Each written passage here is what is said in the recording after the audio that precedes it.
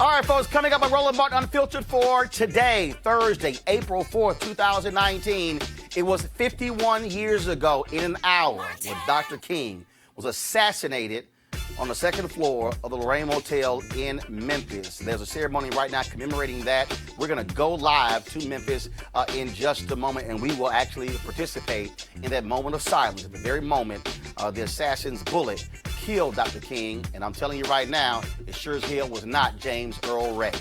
Also, Senator Cory Booker and Congressman Jim Clyburn introduced an anti-poverty plan. It's called the 10-20-30 plan. I'll explain to you exactly what that formula is, what the programs that will be affected by it, and we'll hear from Rev Dr. Rev Barber, of course, who is leading the Poor People's Campaign, and we'll get his thoughts on this day as well, as our slain Alpha brother was killed on this day. Republicans continue voter suppression. Now they're trying to criminalize voter registration drives in Tennessee. Yeah. Dr. King, fighting for sanitation workers, fighting for voting rights. Republicans still playing the same games. 51 years later, we'll talk to an activist there in Tennessee. They're trying to fight it.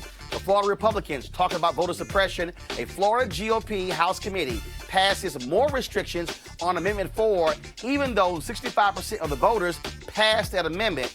The fight continues. And also, an historic social justice and civil rights training center in Tennessee burned to the ground, and a white power symbol found on the site. We'll talk to one of the leaders of the center.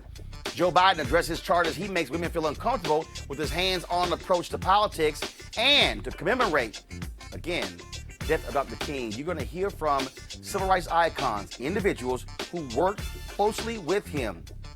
They'll share their thoughts on what took place on April 4th, 1968, including Reverend Jesse Jackson Sr., who was there at the Lorraine Motel, Congressman John Lewis, Ambassador Andrew Young, who was also there, Reverend C.T. Vivian. We'll hear from Xernona Clayton, of course, who was in Atlanta, and she was the one with Coretta Scott King in the days after his assassination.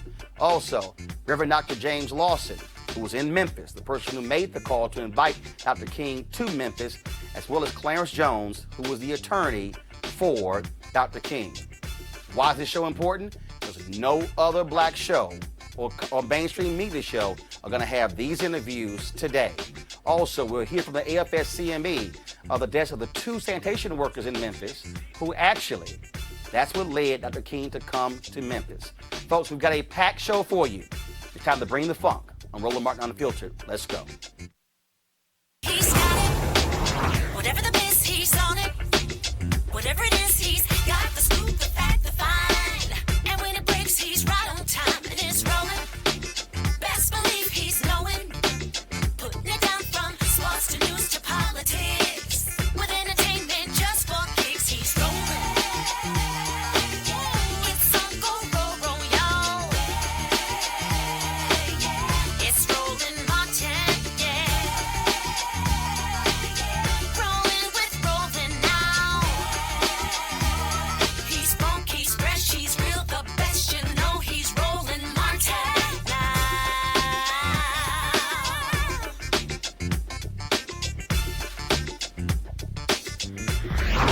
Martin. Folks, right here is a live look at the commemoration event taking place at the National Civil Rights Museum, formerly known as the Lorraine Motel, because it was 51 years ago on this day when Reverend Dr. Martin Luther King Jr. was assassinated on the second floor just outside of room 306 there in Memphis. This is the part of the program. Pull the audio up, please. This is the part of the program where Dr. King's fraternity, Alpha Phi Alpha, participates in this particular program. There are a number of speakers who will be speaking, and so we're going to actually hear from folks all throughout this show over the next hour. In addition, we will go live exactly at 7:01 p.m., and that's when the shot rang out in Memphis at 6:01 p.m. local time that killed Dr. King 51 years ago.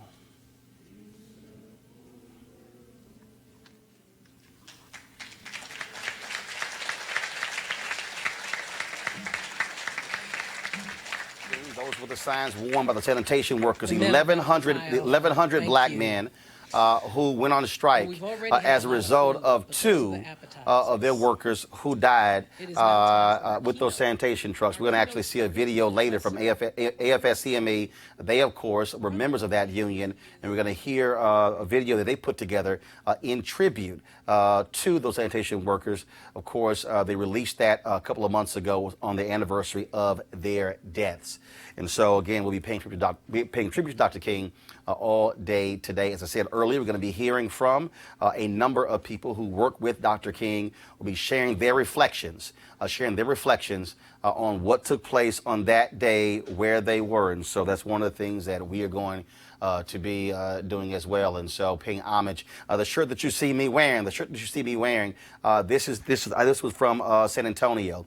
Of course, I was the keynote speaker at their event last year. They had the largest MLK march annually on MLK Day. And so that's one of the reasons why I am wearing this shirt. I want to introduce our panel right now. We have from left to right to left, Julian Malveaux, economist, president emerita, Bennett College. We have Greg Carr, head of the Department of Afro-American Studies at Howard University. Also Joseph Williams, senior editor at U.S. News and World Report. Before I go to my first story, I just do want to go to y'all briefly because on this day, if you turn to the other networks, they probably barely even acknowledge today. Yes. This is critically important because if you look at the issues that folks are fighting for today, those were literally the exact same issues Dr. King was fighting when he died. He was fighting against militarism, and then, of course, you have Donald Trump continuing to want to spend billions and billions of dollars more on the military, but then he wants to cut SNAP programs and food programs. And, of course, you have what's happening with education. You have what's happening with economics in terms of African Americans, this widening gap, this wealth gap as well, and the issue of poverty. He was planning the Poor People's Campaign in 1968 when he was killed. And here you have Reverend Dr. Rev Barber. We're going to chat with him in just a second. They are reviving that because we still are dealing with these massive issues of the rich getting richer, the poor getting poorer. Julian.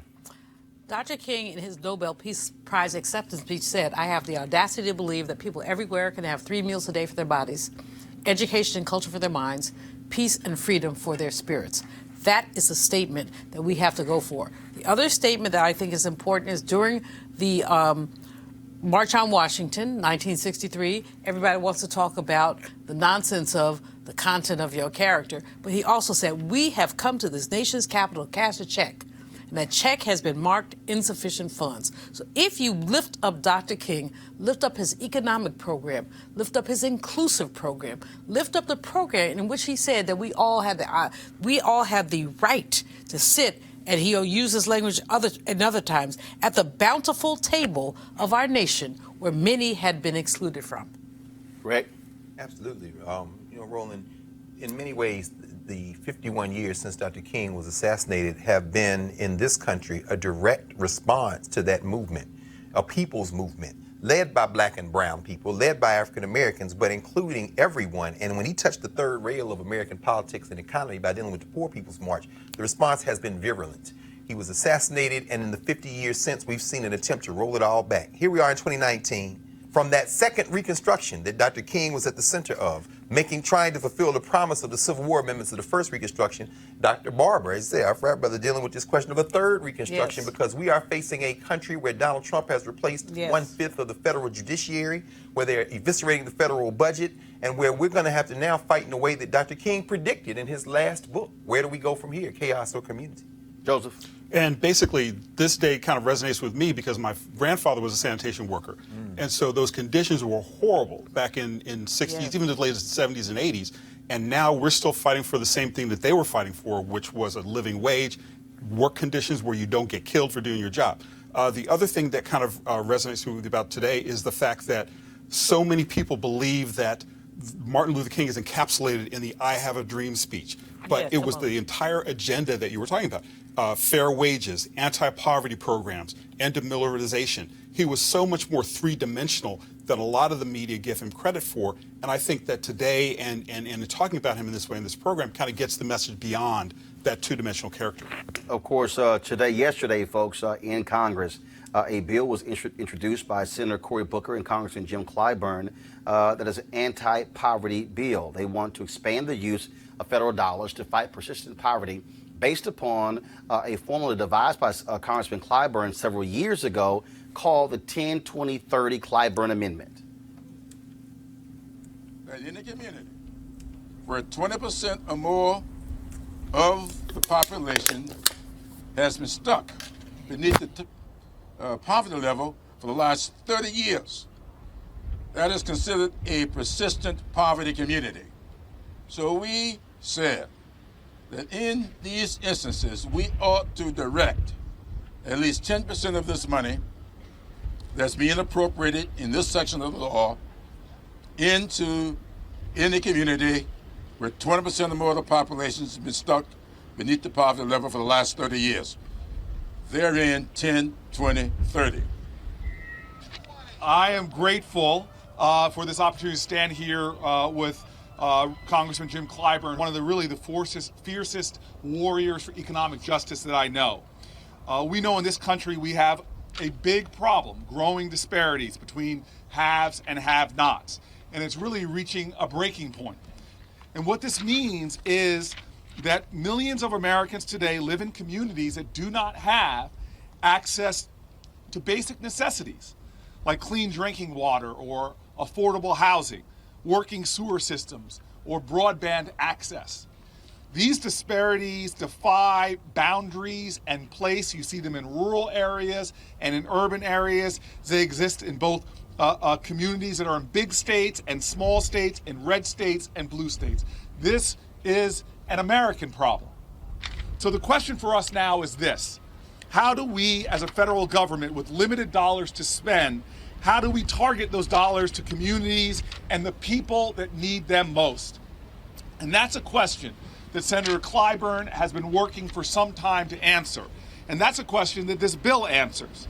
This bill, 10-20-30 2.0, is about giving those most high-need communities a leg up and a fair shot at securing what is game-changing levels of federal resources.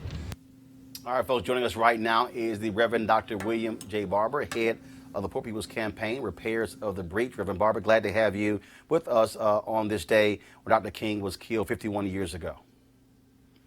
Well, Roland, certainly really glad to be with you on today and all of your guests. Hello to everyone. I'm actually headed to the monument to speak today at 7 o'clock. You know, I'm certainly glad that Brother Senator Booker and Clyburn have put this bill forward. It's a step. It's proving that the Poor People's Campaign, a national call for a moral revival, is starting to push the narrative and starting to force these conversations back into the public consciousness. However, you know, it is a step. We're reading the bill because we really are in a moment that we also cannot just have Band-Aid approach. We have to have fundamental reconstruction change. We have 140 million people in this country that live in poverty and low wealth.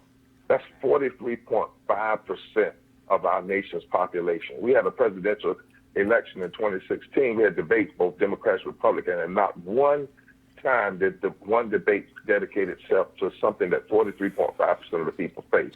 Most of the conversation was about middle class and the wealthy. We have, 37 million people without health care, even with the Affordable Care Act. And there was a direct connection between voter suppression and racist gerrymandering and the rolling back of programs that would help the poor that, in fact, hurts mostly white people. There's 66 million poor white people in this country, 60 million, something like 20 million, almost 30 million black people, 40 million more white people in poverty, even though almost 60% of black people are in poverty and low wealth. So this bill is a step, but I am concerned. Number one, when we have to say to our Congress people, stop saying we have limited money. Right, and in fact, it was very interesting, Doc. Literally, when I heard that, I heard what Senator Booker, the moment he said that, It wasn't limited when Donald Trump had his trade tariffs and then all of a sudden found $12 billion instantly for those farmers. When they get $700 billion more in defense, and I can go on and on and on, when it was, but it's real quick to find multiple billions, but then all of a sudden, now it's limited. Right. And that's what Dr. King, that's why he connected racism, poverty, militarism. First of all, the racism, particularly something like voter suppression, allows persons to get elected who then are anti all of the programs that would lift the poor. Number two, poverty, he wanted to broaden it so that we see it was affecting everybody, because oftentimes the language of poverty is used as code word to mean black and brown and lazy and people that are just getting free stuff. But he also added militarism, because right now, 53 cents of every dollar we spend discretionary goes toward the military. Almost $800 billion, 800. That is the resources that go into the military. If you're not willing to address that and not willing to address that we are putting only 15 cents into issues that in the areas that would help the poor and lift people up in education, but 53 cents, and by the time Donald Trump gets finished, it's going to be 62 cents. Then you're not really serious. We have to challenge outright this issue of scarcity. We do not have a scarcity of resources. We have a scarcity of will, compassion, and moral ability to transform these issues. And lastly, Roland, we can't just talk about people that have been in poverty 30 years. It doesn't matter. What about communities that have been in poverty 15 years or 10 years? It's 140 million people. What we need is a omnibus bill, a massive transformation. That's what the Poor People's Campaign is putting forward. I just left the Capitol with Speaker Pelosi calling for, with my co-chair, a major hearing on poverty, and that we want to present people and issues and policies. Got to talk about living wages. Got to talk about guaranteed income for the poor. Got to talk about health care for everybody. Got to talk about this money, too much money going into militarism. Got to talk about environmental justice. It cannot be one thing. But this is a good step to at least get the conversation. But we have to change the narrative even further than it's being changed with this piece of legislation. And Reverend Barber, also, I think is critically important that we don't allow people to pimp Dr. King and his name and what he stood for by limiting him to a couple of speeches. I think anytime any politician utters a single quote of Dr. King, we should stand up. We should stand up and say, no. Where are you standing on his policies? Where are you standing on how he lived? See, that's why I've been, for the last 5 years, everywhere I go in this country, I've been telling folks they need to buy his book, Where Do We Go From Here, Chaos or Community, because he literally laid this whole thing out in his own words, and there's no shock. It was first his worst-selling book of his life, and this book wasn't published for 10 years after his death. There was a reason for that. Exactly, and that's why in the Poor People's Campaign, following his lead, we've created something called the Souls of Poor Folk Auditing America 50 years after, that gives the stats and also the policies. That's why we got 40 coordinating committees now, 41 states, including the District of Columbia. That's why today, 2 weeks ago, we started massive bus tours across this country with the media in tow. We're getting ready to have a Poor People's Moral Action Congress in June. We're going to continue to ramp up our nonviolent direct action around these issues. This is not a game, Martin. Dr. King said last night would have been the night he preached his last sermon. And let's be real, after 67, civil rights organizations left him, unions left him, churches left him. They walked away from him when he put these three theses out there. And people have been trying to kind of play around that legacy ever since.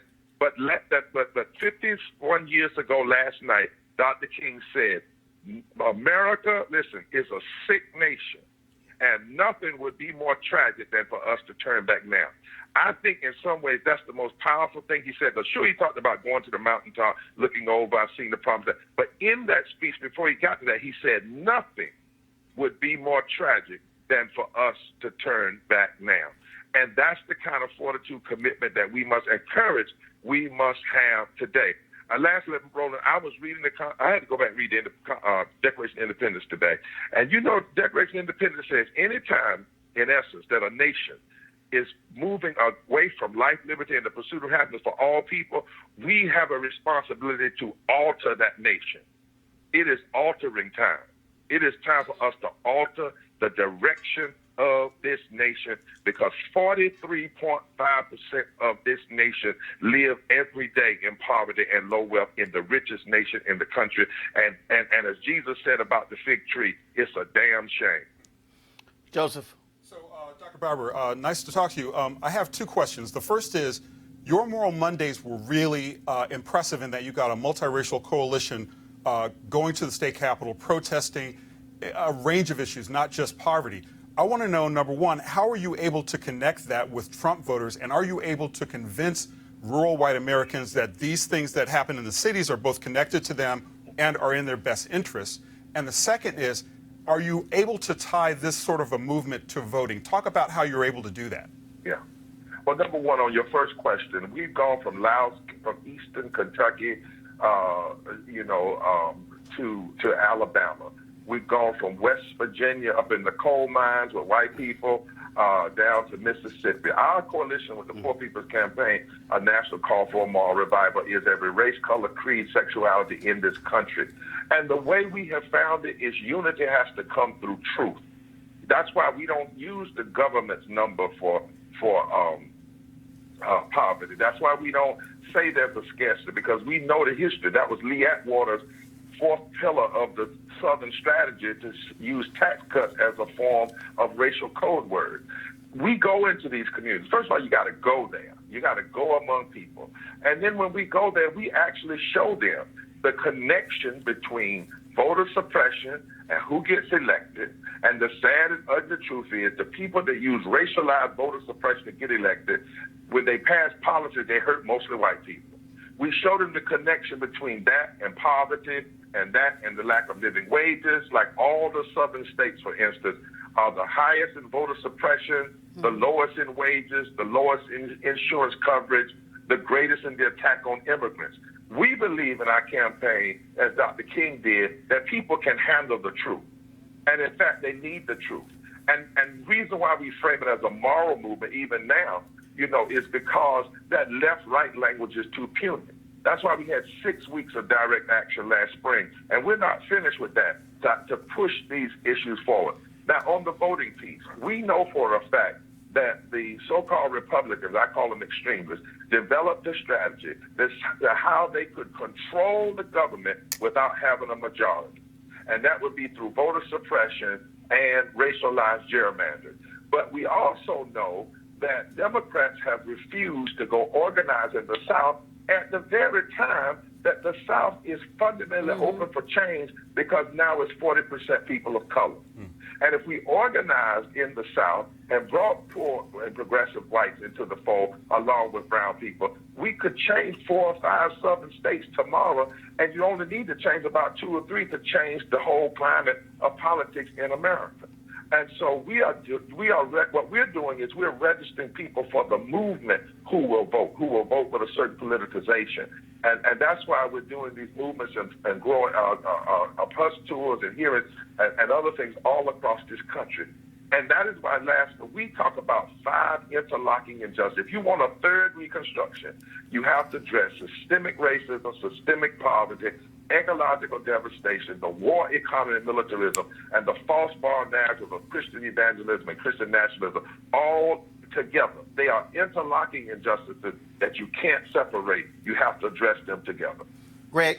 Good evening, Rev Barber. I always enjoy talking to you, brother. 2 very quick questions. Number one, we know Donald Trump has already replaced a fifth of the federal judiciary. We know the wars that you've waged in North Carolina and beyond.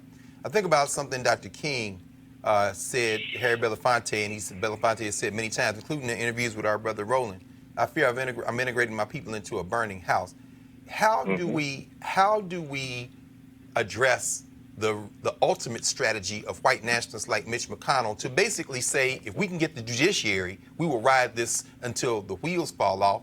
And then the other question, just a broad question, since this is a moral movement, and since Dr. King was a prophetic voice, not a politician, do we in fact envision a future where it may not be that there is a United States of America, and if the country must be sacrificed and ultimately for the people to advance, what might it look like if we just even think that even the U.S. is not our goal? Ultimately, truth is our goal. Well, ultimately, in a prophetic movement, truth and justice has to be the goal. I think we're at a point where the question is now, not can the Democratic Party be or the Republican Party be, but can America be? That's right. I mean, when 50-some years after the Voting Rights Act, you have less voting rights than you had 50-some years ago, that's a serious question. Can America be? Today, as we're here today, it's been 2,091 days, I believe, since the Supreme Court gutted the Voting Rights Act, and the Republican Congress has refused to act on it. But not only that, we also have progressives and Democrats often who are so willing to compromise, sometimes they can't stand true on anything. So I think we're in a third Reconstruction kind of moment, and the question really is, can America be? Now, how do we address Trumpism and white nationalism? First of all, I think we have to stop just saying Trump. Trump is at what Neil Painter called an iconography of a too often repeated American reality. He's like when you have a cold, you sneeze. What comes out your nose ain't the cold, ain't the problem. It's the symptom of the problem. You got to go deeper in the system. So the ground was laid for Trump in 2010 when 26 states passed voter suppression. We have to target the enablers. He couldn't do a thing if McConnell and them didn't go to nuclear options when it comes to the courts. And that is why we must build state-based movements from the bottom up. It's nationalizing state movements, not just having a national movement from the top down, which is what we're trying to do in this campaign. But I think we have to fight for the soul of this nation because too many of our foreparents fought for it and died for it. And I'm not willing to just let something go that my grandmama bled for or my father or my grandfather bled for.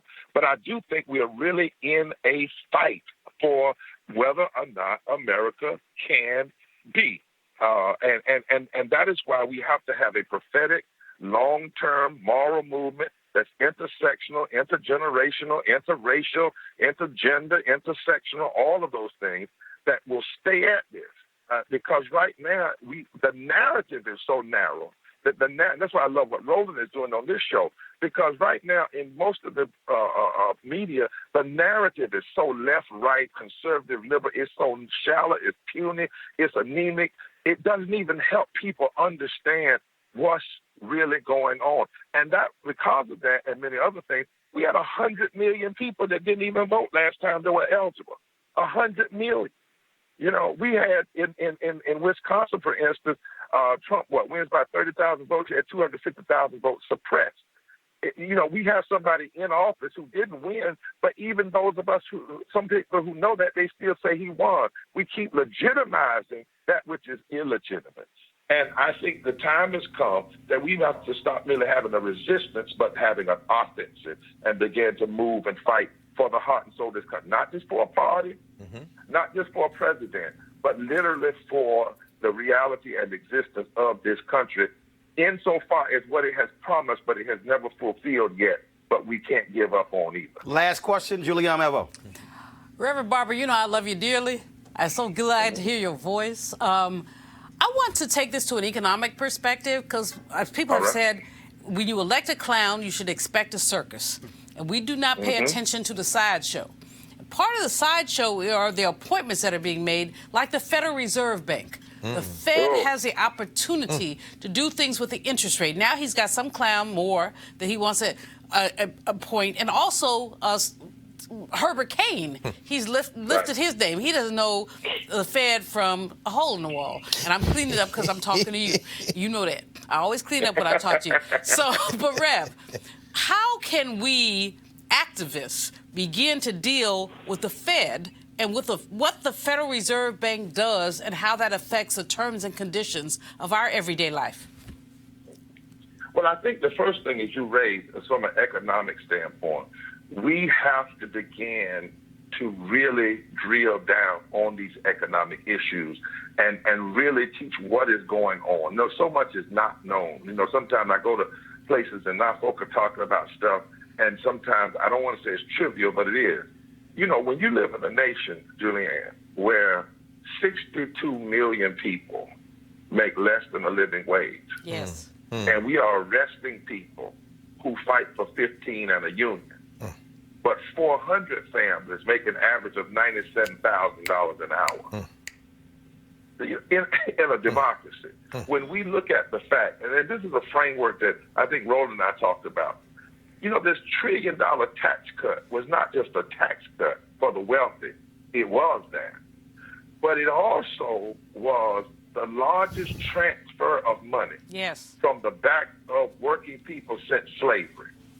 In fact, one way you can look at it, more money was transferred in that tax cut to the wealthy than was transferred through slavery. And nobody mentioned that. Nobody talked about the budget that as a racist, transfer of wealth, as well as a class problem. So when we look at this issue of how interest rates are used, how interest rates enable the ownership of homes or the ownership of land, and how it also can keep those things from happening, we have to have our best economists like you and others school us on those realities, and then make sure that we are in the fight for those things. We cannot just be in the fight, say, for what is deemed civil rights, like voting rights. We have to be engaged in the monetary and fiscal policies of this nation. And let's be clear. Racism, genocide, and slavery was always about money and the interest rate. Jim Crow was always about money and the interest rate, who got what, when, where, and how, and the fiscal policies of this nation. There's a book now that says we've made the mistake of thinking that the ignorance about race came first. The author says, no, the decision to use people for economic growth, even if it was in an inhumane and immoral way, came first. Then the cultural racism to justify it came second. I like to say, once folks decided you needed a certain people that you could make money off of and benefit the country without them getting any benefit, you had to have, then you had to develop a system of bad biology, their color, their skin determined the size of their brain, sick sociology that couldn't be around other people, evil economics, the end means justifies the end, and then you had to have what I call a heretical ontology, and that is that God meant it to be this way. And so, Julianne, I think, and I'm going to put this back on Roland and all of you all, I think you and some others and our best economists ought to do several shows. We'll get everybody we can. I think we ought to do a traveling circuit on it, on what's really happened with monetary fiscal policy. Because we could end up with this, Roland. This scares me more than anything. Right. We could end up with a majority black, brown, and progressive white electorate that elects progressive folk to a broke bank country. That's right. Ooh. They could have stolen everything, then you end up handing the power. Similar to what happened in South Africa. Yep. Right? Similar to what happened in South Africa. You end up getting the political power, but before you get it, they steal everything from it, rob the bank, transfer the wealth in such a way that you then have the mechanisms of government, but you don't have the money to make the mechanisms work. Reverend Dr. William J. Barber, you're going to be live. You're going to be at the monument here in D.C.?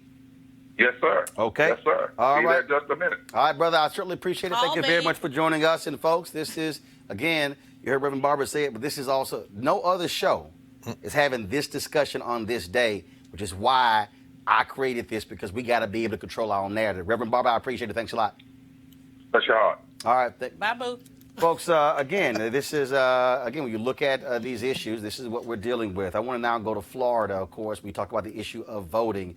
When you talk about voting and economics, well, a House committee there on a party line vote approved a measure to require fines and costs to be paid by folks who were formerly incarcerated. It's been called by supporters of Amendment 4 a modern-day poll tax. In fact, I was tweeting earlier, one woman, a white woman, said that she owed $57,000 in fines, and she felt that it was wrong to impose that. Now, remember, Amendment 4 passed by 65% on Election Day in November. I kept telling y'all, I told Desmond Meade this, and I told his wife, Sheena Mead, this. They were the ones who led the coalition to restore the voting rights. I said, do not trust Republicans in Florida because they were not going to be silent with 1.4 million people getting the right to vote. 1.4 million people in one fell swoop in November was the largest, listen to me carefully, y'all, this was the largest influx of new voters since the Voting Rights Act in 1965. So that y'all actually think Republicans in Florida were going to allow 1.4 million white, black, Latino, Asian, Native American folks to be eligible to vote in local elections in 2019 and in 2020? Hell to the no. To the no, to the no. Governor Ron DeSantis has yet to weigh in as to whether or not he is going to veto this if it passes the legislature. And let me also unpack this, because you heard Rev Barber talk about gerrymandering. Republicans in control of legislatures.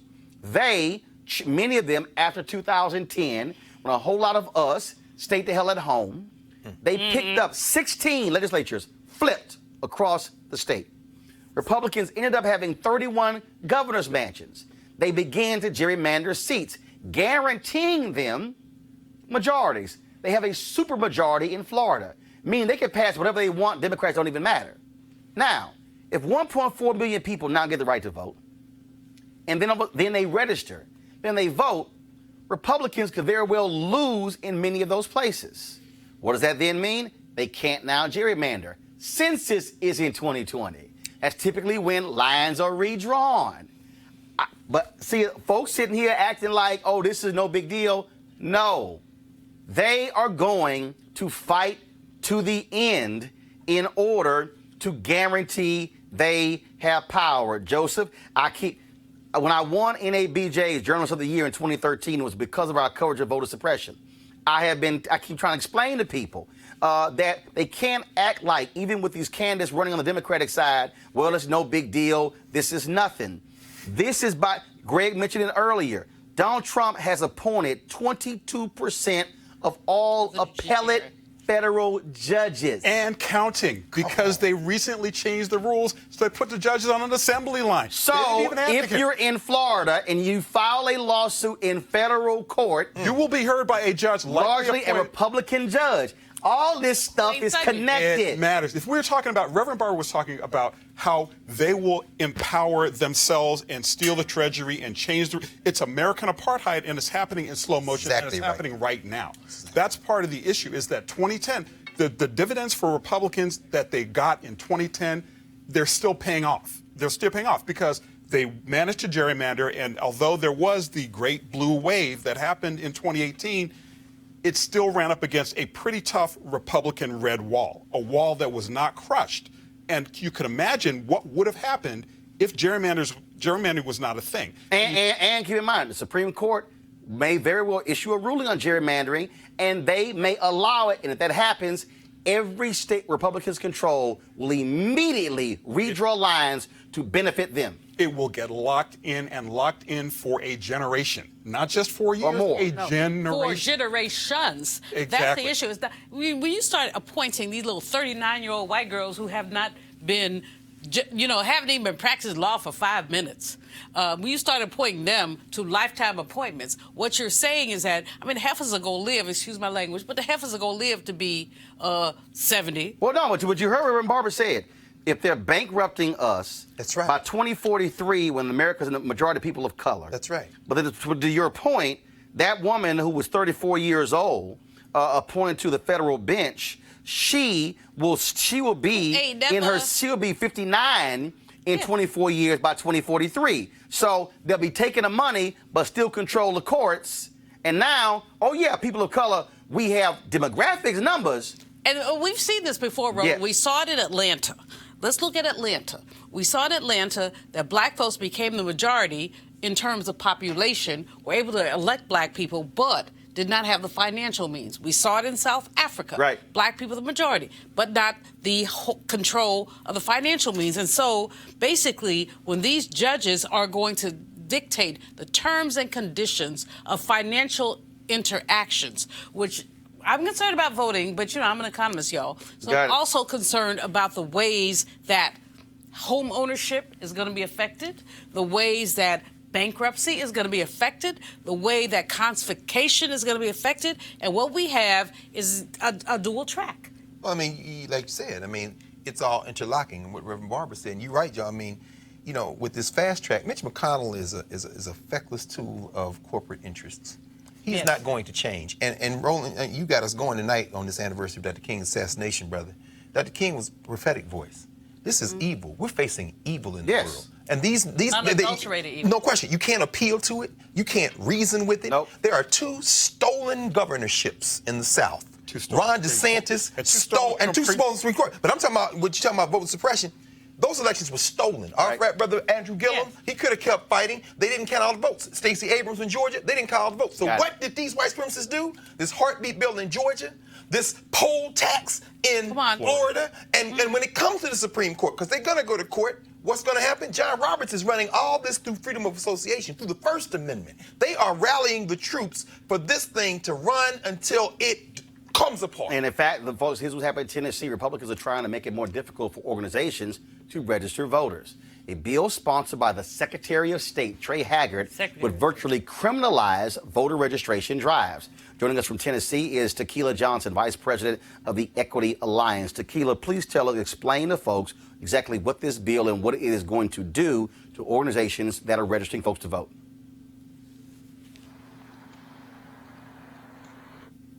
Tequila, are you there?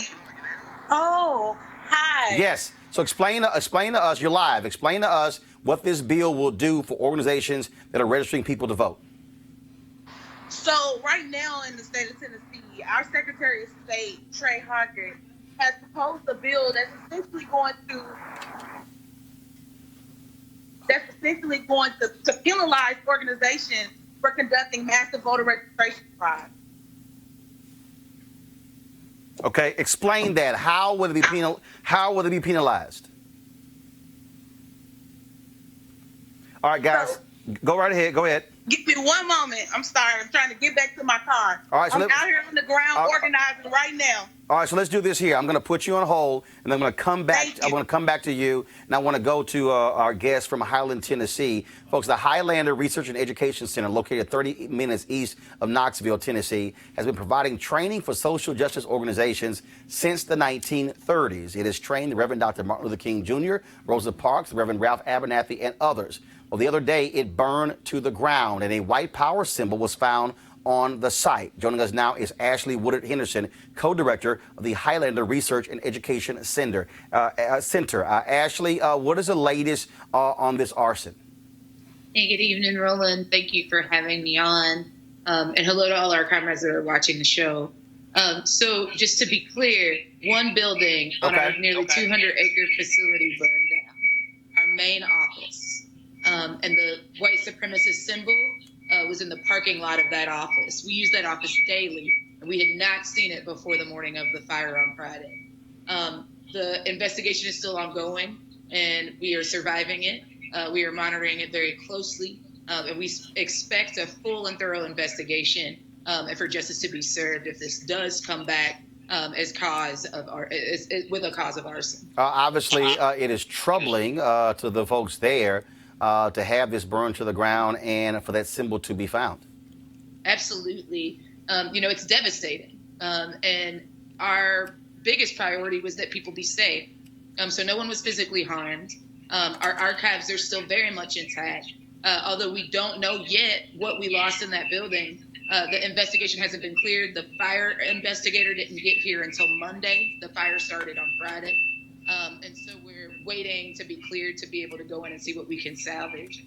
What we do know is that the overwhelming flow of support from all over the world, every Central Appalachian state, all over the South, all over the country, from Japan to the Philippines, Palestine to Kenya, South Africa, we've heard so much love, so many Highlander stories, so many offerings of support. And so we're going to do our due diligence to love and support each other, to continue to be a movement catalyst in the South, and to continue to do our work and keep each other safe. All right, then. Ashley Woodard Henderson, we certainly appreciate it. Thank you so very much. Thank you, Roland. All right, then. I want to go back to our panel real quick here. Bottom line is, again, we're changing. I keep saying white fear is driving so much of these things that are happening. Demographics are changing. They got problems with the people of color who are in Congress. They got problems with black people who are flexing their muscle, who are organizing. They understand what is coming in 2020. I think you had too many black people who sat on their ass in 2016, who bitched and moaned about Hillary Clinton, who said, oh, there's no difference between Hillary Clinton and Donald Trump, who now realize that was stupid as hell. And you got white folks. This is going to be the first election in American history where less than 70% of the total electorate is white. Roland, you know, the other piece of this is the language that the government has used to marginalize us. Remember this concept of so-called black identity extremists. But no one has talked about white identity extremists, and these white people are identity extremists. Who burns down a damn educational center? It's an educational center. The same people, Greg, who are white domestic terrorists, who are terrorizing folks all across the country, and then you have the Trump administration who wants to get rid of that office in the Department of Homeland Security that focuses on domestic terrorists. That's right. I mean, Highlander, man, this is a jam-packed show. This is the only place we talk about Highlander like this. I mean, here's the place where Rosa Parks was, where Septima Clark was, where Martin Luther King was, these sisters, Ella Jo Baker. I mean, you know, and they used to have billboards in the South where they see Dr. King sitting at Highlander and it said Martin Luther King at Communist Training School. And the joke the snick used to tell was they go down the street and they would see these billboards and these white supremacists would say, these are stupid billboards. They tell you, they look at him, he's at a communist training school. And then the white kids would come and say, these are stupid billboards. They tell you that he's at communist training school, but they don't tell you how to get there. The point being, Highlander was radicalizing for the last 60, 70 years. Non-black folks and white. But we're at a moment, it's radicalizing, but we're at a moment where anything that stands for justice is basically a target. So how, after 60 years, as you say, of Septima Clark, Dr. King, call the roll, after all this, that some crazy white folks decide we're going to burn this up? Well, this is my point. As you're saying, Roland, folks went to sleep. When you burn a building in Highlander, you might just wake some folks up. And then we might get ready to punch somebody dead in their political face. Joseph, real quick. Basically, I'm from Tennessee. This does not surprise me. Me too. I mean, even in the most enlightened moments, we still have those problems with race, and it does not appear to be going anywhere anytime soon, particularly when you have an entire administration that's fanning these kind of flames. And again, no shock, of course. 50th anniversary of Dr. King been assassinated. Memphis, Tennessee. You have Highlander being, that building being burned, and of course that bill in the Tennessee legislature. Let's bring back Tequila Johnson, Vice President of the Equity Alliance. So Tequila, explain to folks exactly what is this bill going to do to organizations like yours and others that register people to vote? So it's sad what we're experiencing here in Tennessee right now. It is, as I said before, voter suppression at its finest. So this bill that Secretary of State Trey Hargett proposed essentially wants to criminalize organizations for doing voter registration. So the bill began as a bill that essentially said if you register more than 100 people to vote and you have one deficiency on a form, you could potentially be given a misdemeanor and fined up to $10,000. And so what that looks like in our community... Hold on one second. You said one? Yes. So for every county that you have a discrepancy, and again, this bill is so subjective. It basically leaves it up to the Secretary of State to determine exactly what he wants to consider as something deficient, because our forms in Tennessee are extremely difficult. It requires your social security number. It asks several questions. And if you don't check the box that says, you know, you are a citizen, or if you forget to check the box that says Ms., Mrs., or Mr., that's considered incomplete, therefore it's considered deficient. And the Secretary of State's office is responsible for calling the person, which they don't, because, again, there aren't any policies in place that says they have to have a particular process. But it's been nonstop work since. And again, you have attacks with voter suppression, you have attacks with gerrymandering, attacks with voter ID, all these attacks. Now they're going after the organizations who are doing the work Many of them are small organizations, don't have lots of resources, and that this will scare away a lot of people who are afraid of that $10,000 fine. This is all about a chilling effect on people who register people to vote. Yes, you're exactly right. I mean, small organizations are now going to be discouraged. And it's sad because here in Tennessee, we pride ourselves on volunteerism. And in a state that prides itself on volunteerism, you want to discourage the number one thing that people volunteer to do. I mean, it's what makes America a democracy. We are all about being patriotic here in the South, but we want to suppress people's vote, and we want to make the democracy as limited as possible. And we know democracy works best when we all participate.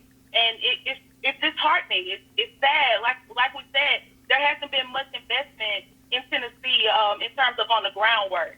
What you just witnessed was a live shot. Me running from a coffee shop where I was talking to students about this bill to get to my car to be able to talk to you, because that's how limited we are down here. But, you know, on this day, April 4th, the day that they thought they killed the dream, I'm here to say we have picked up the torch. We're going to continue running, and we're not going to allow what so many people fought for to go in vain because we're afraid to push back. We'll continue pushing back. All right, then. Well, we certainly appreciate it, Tequila. Thanks a bunch. Keep us updated on what's happening with this bill as it goes forward. I sure will. Thank you, Roland. All right, thanks a bunch. Real quick to our panel. Again, this is Rosa Clemente just sent me a tweet. She said, hey, thanks for covering the Highland story. And the thing for me is this is what, let me just be frank, pisses me off with national media and also even these black networks. I appreciate the docu-series that BET is airing right now, Finding Justice. My problem is you do a 6-week docu-series on stuff that's been happening in the last 3, 4, 5 years, but you have no show, at least even a weekly show, to keep people abreast of what's happening today. That's right. And what's going to happen, stories like this, national media, they'll get around to this story next year when they're registering saying, oh my God, look what they're doing in Tennessee, because they're not covering what's happening right now. And in trying to get our people to understand why we have to have our own platforms, because we should be mobilizing folks right now, helping Tequila when it comes to what they're doing right there. And not just black folks. That's also white folks who are registering. That's elderly people. That's young people. And it bothers me, again, we fall for this okie doke with these national media outlets who don't give a damn about stuff like this here until it rises to a national battle, if there's a fight or something along those lines, when they are swinging right now. Roland, you know, history belongs to he or she who holds the pen, he or she who tells the story. This is why I appreciate you, because you've made a commitment to tell the story. These are stories that aren't coming out, as you say, on the majority media. And so they come out through the Roland Martin Show, through other places. But here's the point. We have to, and all these people who are feeding information to you is powerful, but we have to really empower ourselves to tell the GD story, to tell the story, to lift our voices, because they're not being lifted. Not even, Greg, with all due respect, our African American Studies departments at some of our HBCUs are not telling the story the way we should.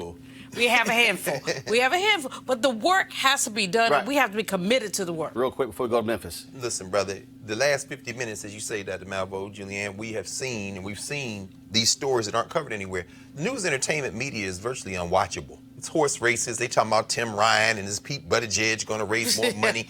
Meanwhile, these young people are in the streets. What you covered a couple of years ago in Alabama with the Doug Jones campaign with Fire Teray and them, that's the only place that was being covered. Everybody found Stacey Abrams and Andrew Gillum 2 years after you have been showing this every day on your daily show.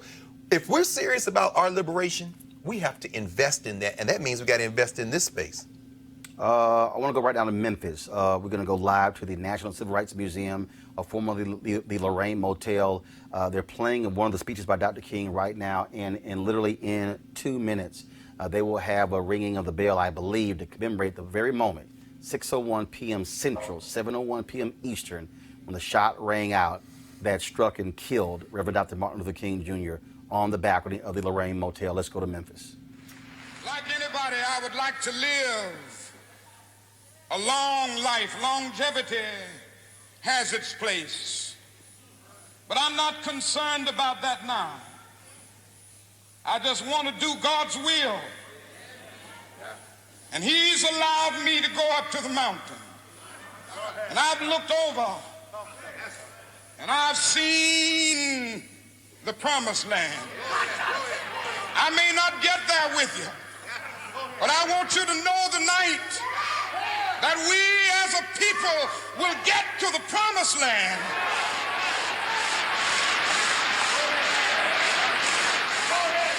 So I'm happy tonight. I'm not worried about anything. I'm not fearing any man. Mine eyes have seen the glory of the coming of the Lord.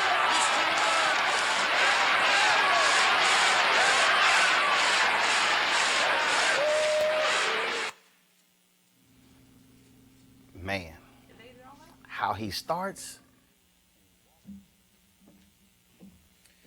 Friends, it is 6 p.m. and we would ask that we take a moment of silence to get beyond 6:01.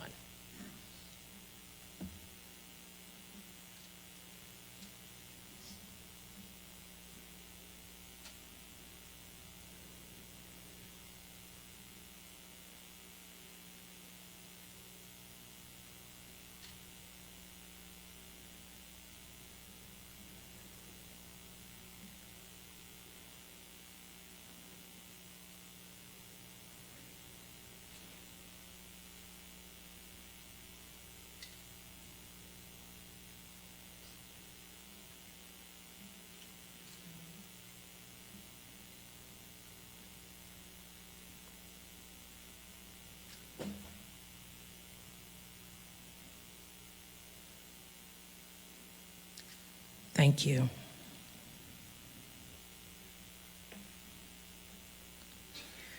If you leave this place today with nothing more, I ask that you commit to doing something. Something that promotes justice, freedom, equality, and simply love for humankind. We really need to help this nation become the beloved community in which all people can share in the wealth of this earth. That's all that Dr. King was asking. I thank you for joining us today. I'd like to now invite you all to go out in the courtyard as Professor Safi and I, Reverend Lawson, Reverend Jackson, you are welcome to join us to lay the new wreath. Thank you.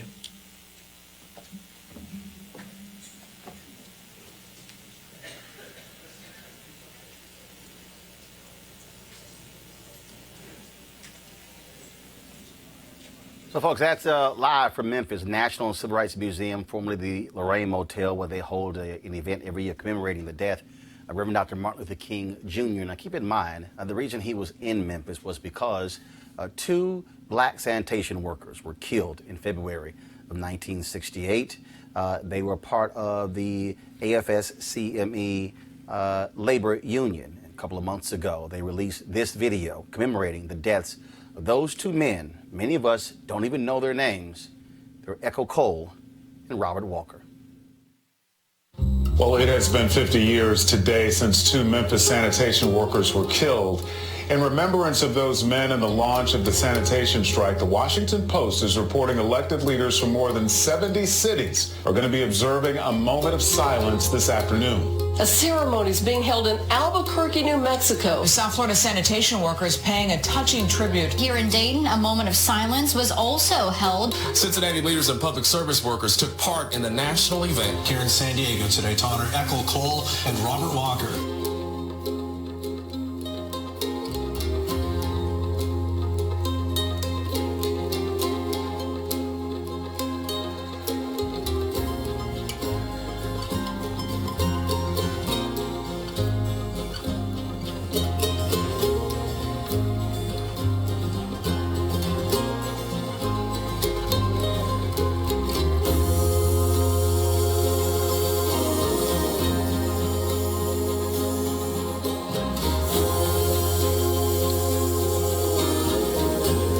Mr. Smith, America has seen sanitation workers carrying that famous sign, "I am a man." You carried one of those signs. It meant that we was coming out of the boyhood into the manhood to me, and it was a great honor to carry that sign.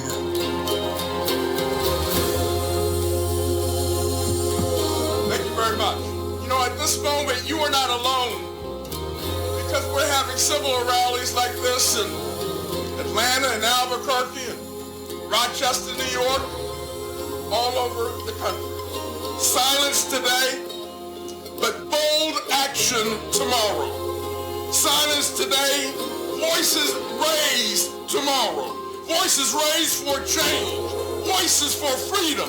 Voices for justice. Voices for civil rights, labor rights, and human rights. Let's get the job done. God bless you. Thank you very much. So you saw the signs in that video, I Am a Man, and last year AFSCME launched their I Am campaign focused, tied to MLK 50, and it was actually a multi-year effort. This was a commentary that Lee Saunders, who you just heard, the president of AFSCME, they also are a partner. They were actually the first, it's important, they were the first partner for this show. When we launched. And this was the commentary they put together to explain their I Am campaign. Thanks, Roland. It's an honor to contribute to Unfiltered and to launch this partnership with you. I look forward to being with you every few weeks, offering my perspective about current issues.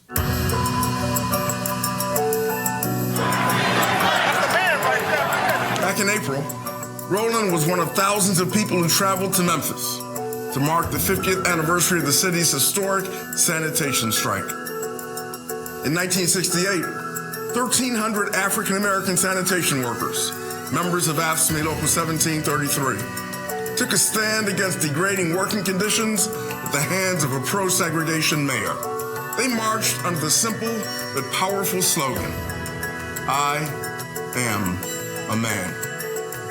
Dr. Martin Luther King Jr. joined the struggle, coming to Memphis to express his solidarity. It was there that he was assassinated on April 4th.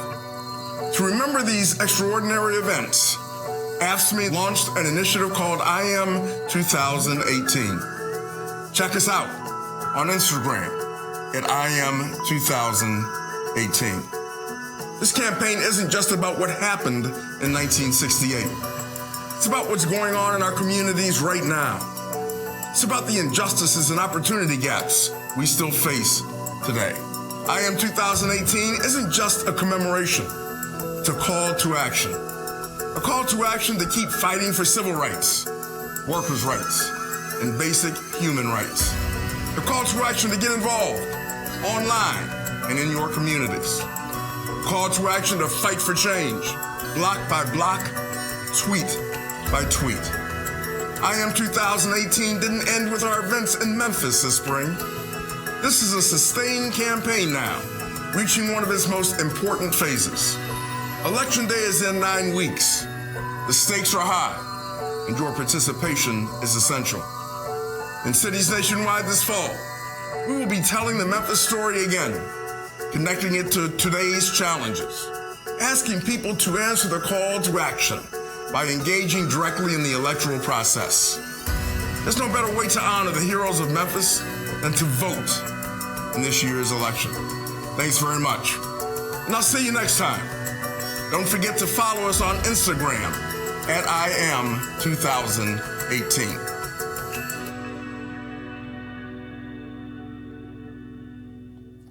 So before I play some of the comments of Dr. King's lieutenants who shared with us what happened, where they were, how they felt on April 4th. I'm going to go back to our panel here.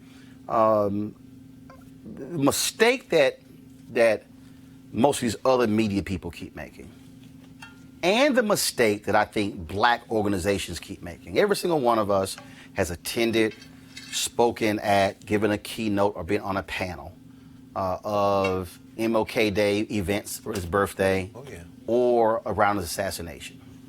And I believe one of the fundamental problems is that they keep looking back as opposed to taking that period and tying it to present day. Now, I think largely because, as I said to Reverend Dr. Barber, is that folks, we allow politicians to pimp Dr. King, but we also treat Dr. King like a civil rights bobblehead mascot. Where we pull them out a couple times a year or when convenient, most people only have heard the I Have a Dream speech or really only the bottom of the I Have a Dream speech. That's right. And the bottom of the mountaintop speech. They haven't actually read the books he wrote, haven't actually looked at, again, going beyond those two speeches, to understand how do you make what he said and was doing then relevant today. And that, to me, I think is the constant mistake, which is why we have black people who are walking around who only can say content of character and I have a dream, or I've been to the mountaintop, I've seen the promised land. I may not get there with you, but these people get there together. And I'm like, yeah, but if you don't understand in that mountaintop speech on April 3rd, '68, where he talked about boycotts of banks, where he talked about putting money in a black bank, where he talked about don't shop or do business where they won't hire you, that's the same thing today. Well, you know, Roland, first of all, going back, and again, high props, brilliance, going back to look at the I Am a Man, the two brothers who died because the garbage trucks that they were working on had deficient equipment. They were forced to jump down to compact the garbage. But also because they could not go inside where the white workers were. Well, that's another piece of it. But first, they jumped down, had to compact the trash. Legs were amputated. 1, 2, getting paid 90 cents an hour less than the white people were getting paid. And because I talked to their sons last year in Memphis, and when it rained, they sent the black workers home unpaid. And the white people, if the rain stopped, they didn't call the black workers to come back. They called the white workers to come back, so the black workers didn't get paid at all. So the whole structure of the system was warped. That's one. And so that's why King kept coming back there. He came back there. They told him not to come. He came anyway. Number two, as you say, most people have not read the body of Dr. King's work. When he talked about the triple evils, poverty, militarism, racism. Those are the three evils. And he talked about that. But people don't want to talk about that. You got these kumbaya people. I'm on Roland March Unfiltered, but I still won't say MF.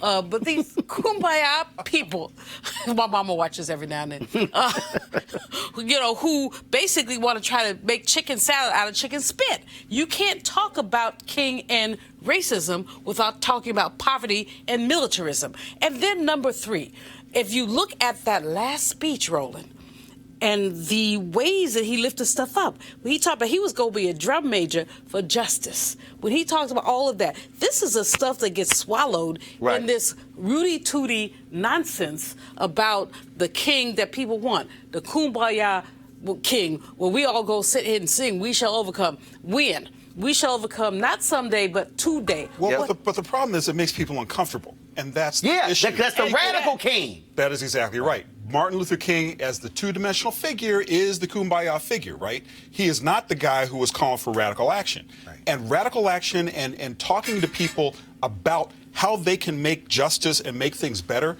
it will require some discomfort. Even reading his works requires a certain amount of discomfort from present day. People don't want to do that. But we have to have this. If we don't have discomfort, we won't have change. But that's what Rev Barber is saying. That's what Rev Barber is saying. But Greg, you can't have discomfort when you refuse to read. Oh, and believe me, brother, I'm facing that every day. Every classroom teacher in the country is facing illiteracy. Students with the ability to read who just simply refuse to. The technology has disrupted everything, and it's really tragic. I think about another book to read by the brother who helped collaborate with Dr. King on his Why I Opposed the War in Vietnam speech, the great Vincent Harding, who wrote a book called Martin King, The Inconvenient Hero. It's prophetic that you use the word inconvenient, Roland, because that's what he said. He said when this man came out against the war, he lost everybody. And everybody ran from him, the Negroes in the church, the black politicians, and not only that, the white people, everyone. the foundations, the liberals, they all ran. And you think about somebody like Howard Thurman, one of the great spiritual leaders who talked about this question of spirituality and what we must do to each other for each other as human beings. And one other name, a man who still walks the earth, Jack Odell. Now you're talking about the C word, communism, the S word, socialism, the idea that capitalism is one of those evils. You can't celebrate Martin Luther King. Let's also talk about Jeremiah Wright. Oh, of course. Let's talk about Jeremiah Wright. Of course. And let's talk about that brother and the way that the Obamas threw him under the bus. Well, that's why you can't put Martin Luther King and Barack Obama on the same T-shirt and have any serious analysis of what we're talking about. You got to make Obama do so. He's a politician. Dr. King was not a politician. I see Roland got it paged up, brother. You about to read from where do we go from here? I keep telling all of you again why you need to read Where Do We Go From Here, Chaos or Community. So this is to understand why this show matters and why we do what we do. This is what King writes, okay? So y'all need y'all to listen, because I'm about to hit some of y'all right now. He says, there are already structured forces in the Negro community that can serve as the basis for building a powerful united front. First, he says the Negro Church, the Negro Press, the Negro fraternities and sororities, and Negro professional associations. We must admit that these forces have never given their full resources for the cause of Negro liberation. That's right.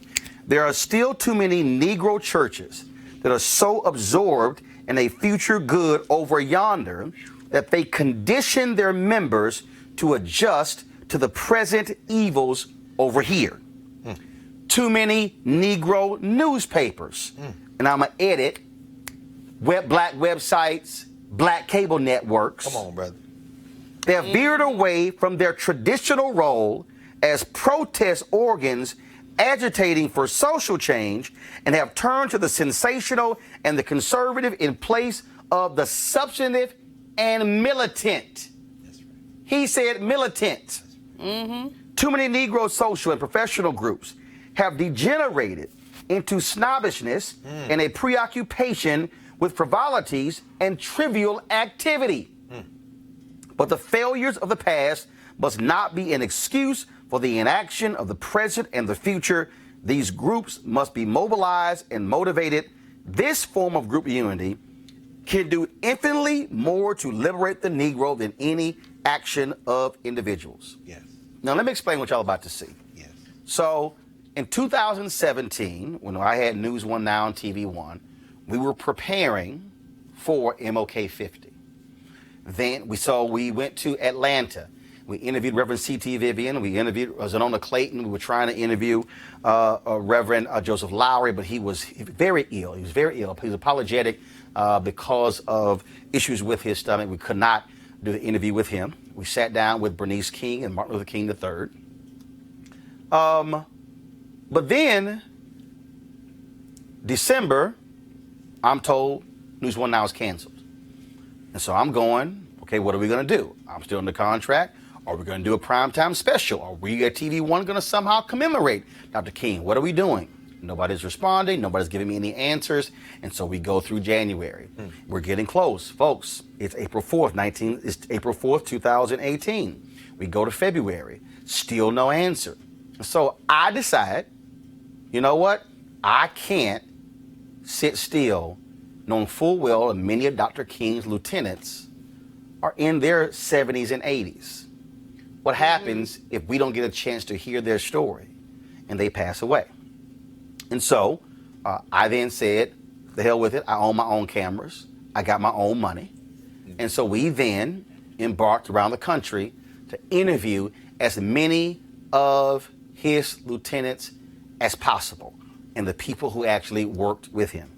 Around 12 to 14 people, we would travel around the country interviewing. At a speech in Buffalo. And then we, of course, drove down to Ithaca, New York to interview Dorothy Cotton, to talk to her, the only woman who was in Dr. King's inner circle. I spent about $30,000 of my own money to do all of these interviews. That was travel, that was editing time, that was all, everything that goes with it. Why? Because I couldn't wait for TV One to figure out what the hell they were going to do. Finally, in March, I convinced them at least to do a live stream, and so finally we did that.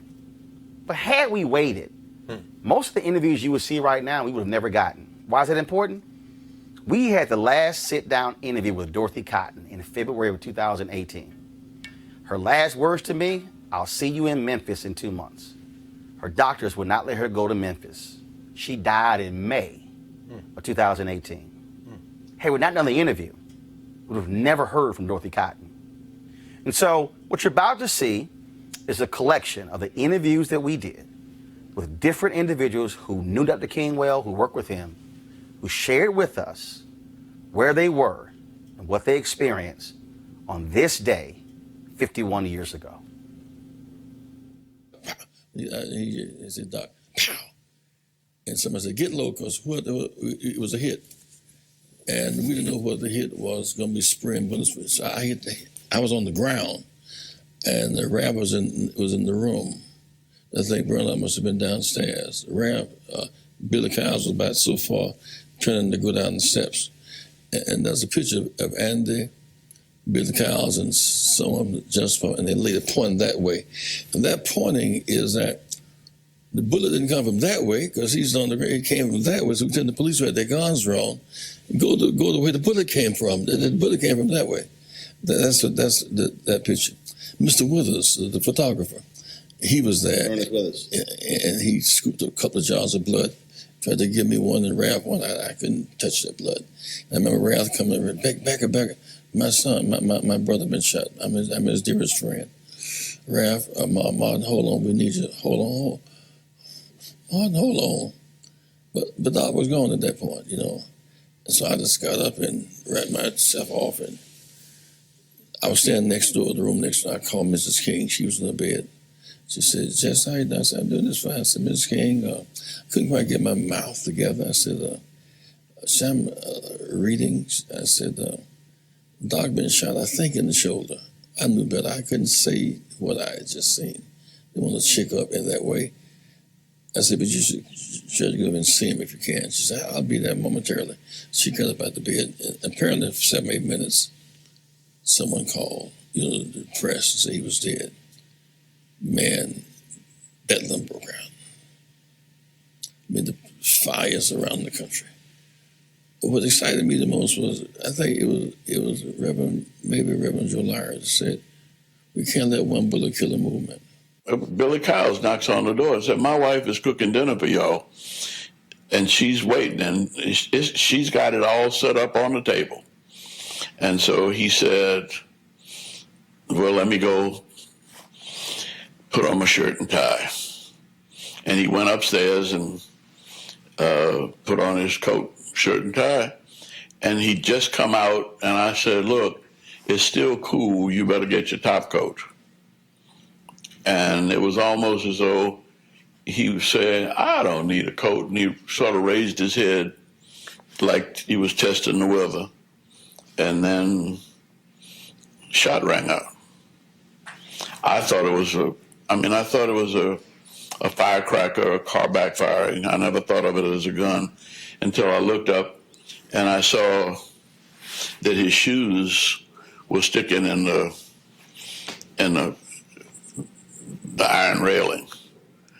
And I ran up and realized that the bullet had knocked him out of his shoes and had severed his spinal cord. And he probably didn't even hear it or feel it, And I mean, my first thought was, damn, you going to heaven and leaving us in hell. You can't do that. I mean, we got to go with you. You can't go and leave us here in all this mess. This is your mess. And now you going on to glory. So it's 6:01 p.m. on April 4th. Where are you? I don't know. 6:01 p.m. on April 4th, 1968. Oh, you mean when Martin was shot? Were you in Chicago? Yeah. No. Yeah, I was. When he was shot. Yeah. Yeah, I was, and I was when I was coming back to our apartment, and they kept saying on the radio, Martin King is shot, and then finally they said he is dead.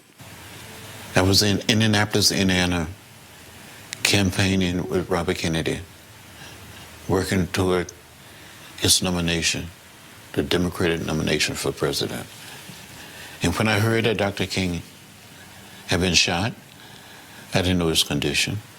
When Robert Kennedy came to speak, he said we have some sad news tonight that Martin Luther King Jr.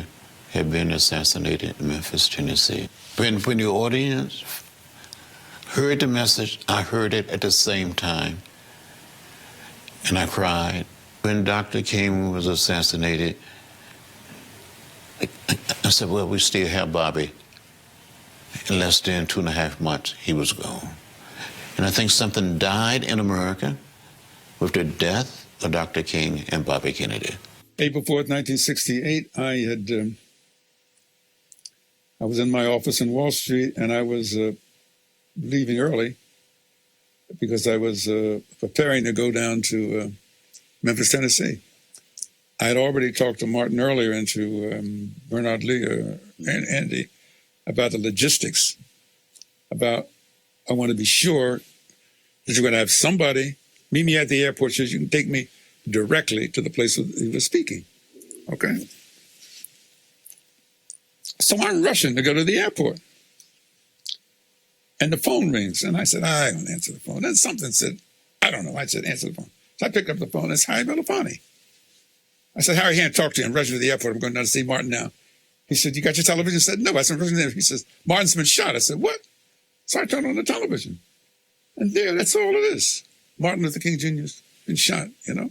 I get on the phone. I can't reach anybody. All the lines are busy. I can't reach Billy Kyles. I can't reach anybody. Can't reach Bernard. Can't reach anybody. Can't reach anybody. Me. And I'm trying to decide what to do. And the phone rings again. You know, I wasn't even paying to the television. The television's in another room, and I'm trying to get through on the phone. Harry Belafonte, he says, Martin's dead. And he says to me, well, what are you going to do? And I said, Harry, well, what do you think I should do? He said, I don't think you should. Harry says, I don't think you should go. I said, we should get some more information. I don't think you should go. So I hang up the phone. And the very first thing that came into my mind was they finally got him. They finally got him. Sometime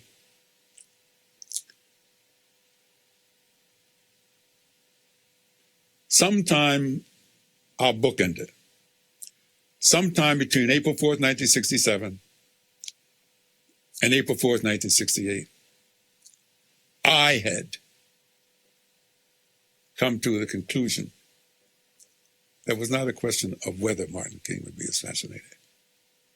It was only when. 6:01 p.m., April 4th. Shots ring out. How do you find out? I was having dinner with the Grand Dragon of the Ku Klux Klan. And the maitre d' knew my relationship with the Kings, and she came over to the table and gave me a note. Well, we were talking. I was busy talking, and she said, did you hear about Dr. King? And I just folded up the note and kept talking. She thought that was odd. She came back a second and she said, I hate to interrupt your meal. She said, but I just heard on the radio he'd been shot. Well, that didn't bother me either because I'd been in his presence before when it was reported. We were in Los Angeles once. They reported that he had been shot. And we were in there getting ready for a nice, comfortable evening and a meal. Well, not just he and I, but, you know, several of us were. Again, we had a big laugh about it. That they said, I think the guy had 8 sticks of dynamite and said, I think I got him, you know. We saw it on TV. So I didn't think anything about it. I just talked to him earlier that day, and, you know, so he was all right then. And I said, well, maybe I'd better go to the phone. I went to the telephone, and their private lines were busy. And that's unusual, all the lines to be busy. And I said to my guest, I think I'd better go over there. So I then drove over. And as I was getting to her driveway, she was backing out. The mayor was there and the police. They were taking her to the airport. And she said, oh, I've been trying. She left the window down. It was raining. She said, I've been trying to reach you. I've got to go to Memphis. Said, and she had a housekeeping staff, but she knew I had a special relationship with the children. She said, will you check on the children for me? I don't know what's going to happen. Because, see, when they called her, they didn't tell her he was killed. They told her he'd been shot. and injured. So when you're driving up, you still think it's not true. Right. But then when you turn that corner and then you see police in the mirror, that's when it hits you. Just something. Okay, something happened. Something did happen. Mm-hmm. And so you pull up, she rolls the window down, but she doesn't know that he's gone. That's right. She didn't know it. And it wasn't until she got to the airport that she got the call and I think the mayor got the call that he is gone. And so Martin's secretary was there at the airport to join her, and they went to the ladies' room, and that's when she got the real official word. And then she came back home. None of us, of course, knew that the next day would be the assassination. Martin King always talked about the fact that he would be shot down in the streets of the nation in the midst of this campaign. He started talking to us about that actually with the assassination of John F. Kennedy in November '63. Were it not for a promise you made to your wife, you probably would have been on that balcony. Well, who knows? Yeah. But y'all were meeting. Y'all have all those different. Well, as a family, we try to eat dinner together each night. So. And you told me, you said, I'll be home by 6. That's right. We agreed 6 o'clock dinner, and so I was on my way home. I was in the kitchen with Dorothy when we heard the news over a television set that Dr. King had been shot. At 6:01. Now I just left him, not too long before that. Again, folks, those are priceless reflections of individuals who worked with Dr. King, who were his lieutenants, who were there in Memphis when he was assassinated. Go to our panel here. Final thoughts, because after they finish, folks, we're going to play you the entire interview with Xernona Clayton. You do not want to miss this. You want to tell your friends, anyone else, they want to watch this. She told me things she had not shared in 50 years. And then when you hear her, wait to hear what she has to say about Richard Nixon when he came to pay respects to Coretta Scott King. And what Robert Kennedy did when he called. Also what happened when she went shopping for a dress for Mrs. King for the funeral. And then when you hear her talk about climbing into this casket to apply makeup to Dr. King's face because the funeral home did a horrible job. Trust me, it's an interview you do not want to miss, and we're going to play that, roll that right in once we're done here. I'll go to our panel here. Joseph, I want to start with you. The reason, as far as I'm concerned, it's important for us to hear those voices, not just about April 4, '68, but also about all the other things that they worked with.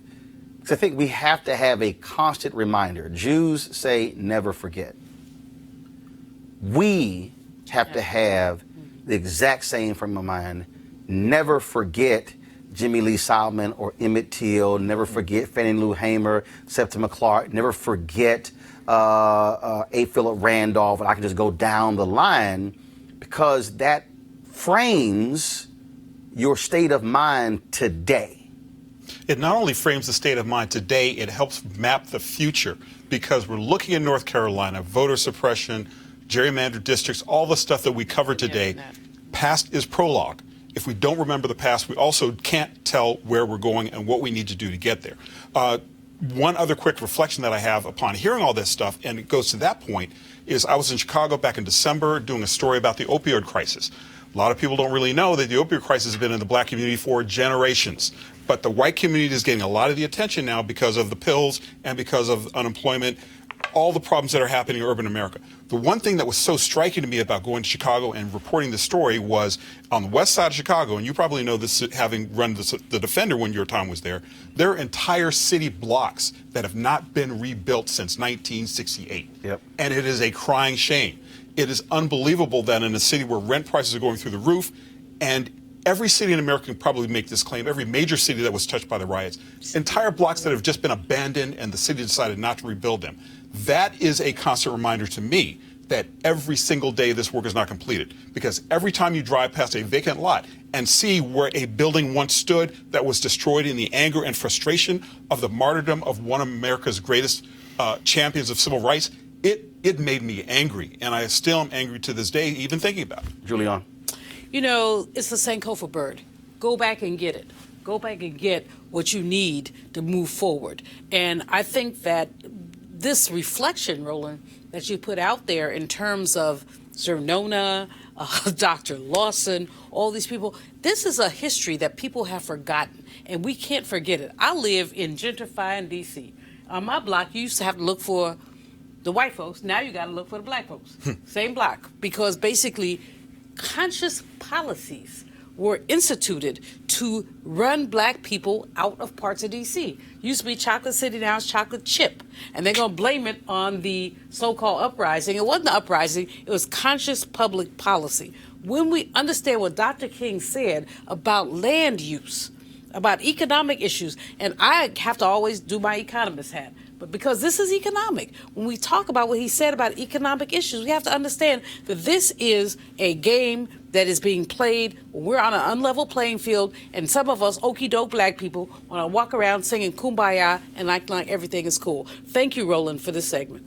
Absolutely. Rick? Well, I would just say I'm grateful, and I think we all are, particularly the young people watching this and who will watch it, and the parents who are watching this.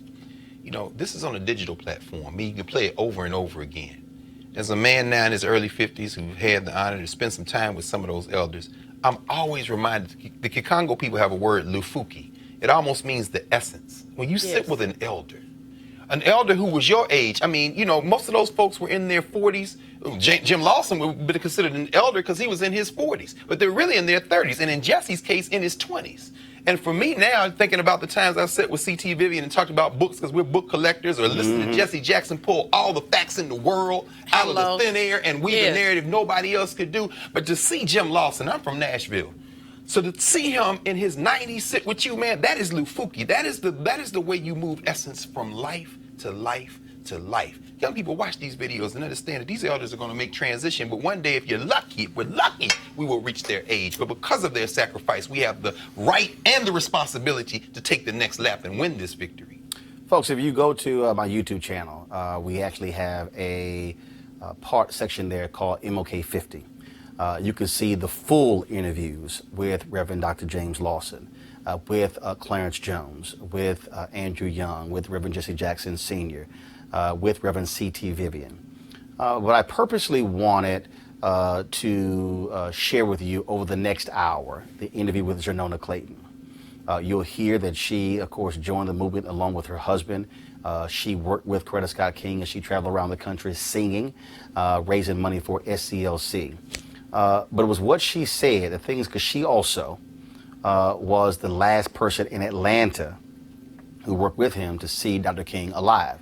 She drove Dr. King to the airport to go fly to Memphis. And I want you to hear what she has to say about how he felt about the Poor People's Campaign, how he felt about when he returned from Memphis, what he was going to do, where he talked about a sabbatical. You'll hear what she had to say of how his kids had this feeling about him dying. They did not want him to leave, and you'll hear her describe how they said it and the way they said it that was totally different than what they had ever said before. You'll hear her talk about being with Coretta Scott King as she navigated those days after his assassination and how she dealt with the world coming to their Atlanta home. And so over the next hour, we're going to play that for you. I certainly want to thank Joseph, Greg, and Julian for being here on this day, April 4th, 2019. Thank you, brother. And it was, and again, this is about us telling our story. I told you earlier, Dr. King's book is Where Do We Go From Here? Chaos or Community. Every person, but especially every black person, should have your own copy of this. Yes. And as you see, you can go through mine, and you're going to see, I think I used about 3 or 4 highlighters going through this book as much as possible. And I also mentioned Dorothy Cotton, who died last year. She was the only woman in the inner circle of Dr. King. She ran the Citizenship Education Program. If you joined SCLC and you wanted to work with them, you had to go through her training. I want you to read about what she talked about, having to reprogram Black America. And so this is her book. It's called If Your Back's Not Bent. If Your Back's Not Bent, the role of the Citizenship Education Program in the Civil Rights Movement. Dorothy Cotton, she was the SCLC Director of Education. You want to get this book. I got it after my interview with her. And so I never got a chance for her to sign it. But I want you to actually get your own copy of this, because we also need to understand exactly what our history and where our stories come from. So that's it for this edition of Roland Martin Unfiltered. I want you to support us by joining our Bring the Funk fan club. Go to RolandMartinUnfiltered.com. If you're on YouTube, you can actually give right now, right straight through YouTube. And again, we have folks who give it anywhere from $5 to $15 to $25, $40, $50, or even more. I'll give a quick shout out here to some folks who were supporting us even as we were doing the show. So I want to thank them as well. And so again, this is what happens when people are supporting the show. So again, your dollars make all of this possible. The interviews that we want to do, your dollars make it possible. So go to RolandMartinUnfiltered.com. And so now we're going to play for you the interview with Xernona Clayton. And trust me, you will be blown away the things that she says and what it was like to sit in that room, just her and Coretta Scott King, on April 4th, and the days after Dr. King was assassinated. Xernona Clayton, how you doing? Well, with you, what do you expect? I'm doing great. Well, it's good to see you. Feel good. Mm-hmm. It's always good to see you. Thank you. It's my pleasure. So let's start. What was the moment, or was there a moment when you decided, this is when I need to get involved in this movement, this civil rights movement, this Black freedom movement? Yeah, I was sheltered as a child. My father talked about people in general, that you'll be running into moments when you'll be restricted from with your mobility. But don't ever, ever, ever let anybody restrict your ability. So no, there'll be limitations. I thought you were just talking about people in general. Went to college and Tennessee State. In Nashville, Tennessee State, yes. And things were going okay. But one night, 4 of us students went out. On the way back to the dorm, we said, let's get some hamburgers. And we stopped at a White Crystal. And I always will say that because I'll never eat another Crystal again. We walked in. We had money in our pockets. All we wanted was a hamburger. The guy was by himself. I don't know his owner, manager, whom, it didn't matter. But he said he had a big butcher knife. And he used the N-word, and I don't mind using it. I hope you don't object. He said, if you niggers don't get out of here, I'm going to cut your heads off. You know you don't belong in here, so get out. Well, of course we did, but the pain was inside of you. It still is today. Because he said 2 things that bothered me to this day is, you don't belong here. I've felt that piercing word many, many times, belonging. What prevents me from belonging? I realized after, I knew what was going on, put it all.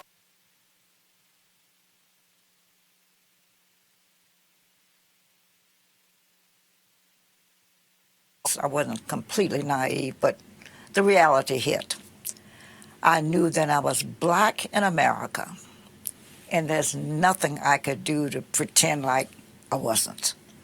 So I knew then every opportunity I got to fight racism, I was going to do it. So it was kind of like my defining moment that I knew then that racism was real. Now I heard about it, read about it, but when it hits you, you know it. So that was the beginning, I think. And the fact that you say it still pierces you, you still, interesting, when I interviewed Reverend C.T. Vivian, and he was recounting what he went through, and I could see it literally in his eyes. Or we're talking and smiling, laughing, all of a sudden his eyes begin to narrow. That here he was at 93, and he still felt it. Well, it's sort of like some things you don't, some people say when they had surgery, they remembered when they had the incision. You still feel it. I guess the pain of whether it's memory or whatever it is, maybe it's hard to describe, but it stays with you. But I've interviewed people like ball players who said that one guy was hired right after Jackie Robinson.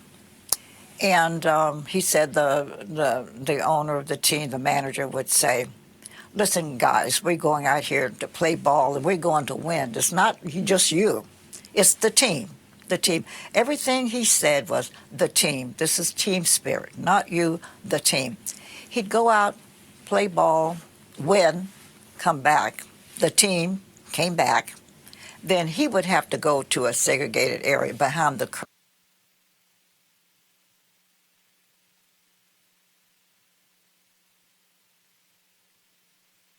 Lunch, because he said you always got to feel like I don't belong. I'm not worthy. Those two phrases, he said, haunted him. You don't belong. You're not worthy. And it looks like, Roland, that as African Americans, we're always trying to prove our worth.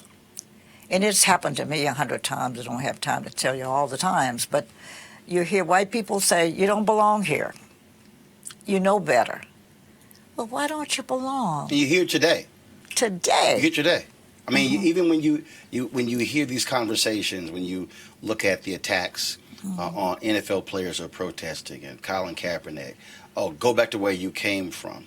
This is where I tell people, Jim Crow had kids and grandkids. Let's not act like all of a sudden the election of a black president, having a black governor in Virginia, Massachusetts, having black CEOs somehow just erased all of that.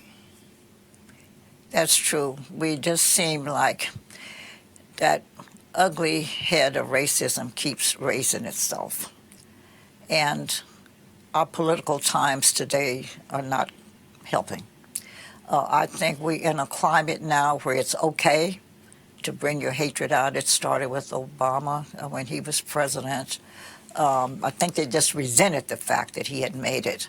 And now I think white racism has just said it's okay to do it because of the climate of our country. Well, one of the things that I've talked about is that we're operating in this period of what I call white minority resistance. Even though they're not in the minority, but they see where we are going. They see that by 2044, no one group will be the majority of the folks in this country. There's this fear. And that there's this fear of losing power, fear of losing money, fear of losing control. And now see reports where 50% of whites think that there's rampant discrimination against white Americans, which is beyond laughable. When they say, well, millennials won't be the same, but when you look at the polling data, they hold some of the same feelings. What we're seeing is that there's a fear of no longer being able to run everything in America the way they desire. I think that's the prevailing mood with the reality. Just no longer just a mood, it's reality.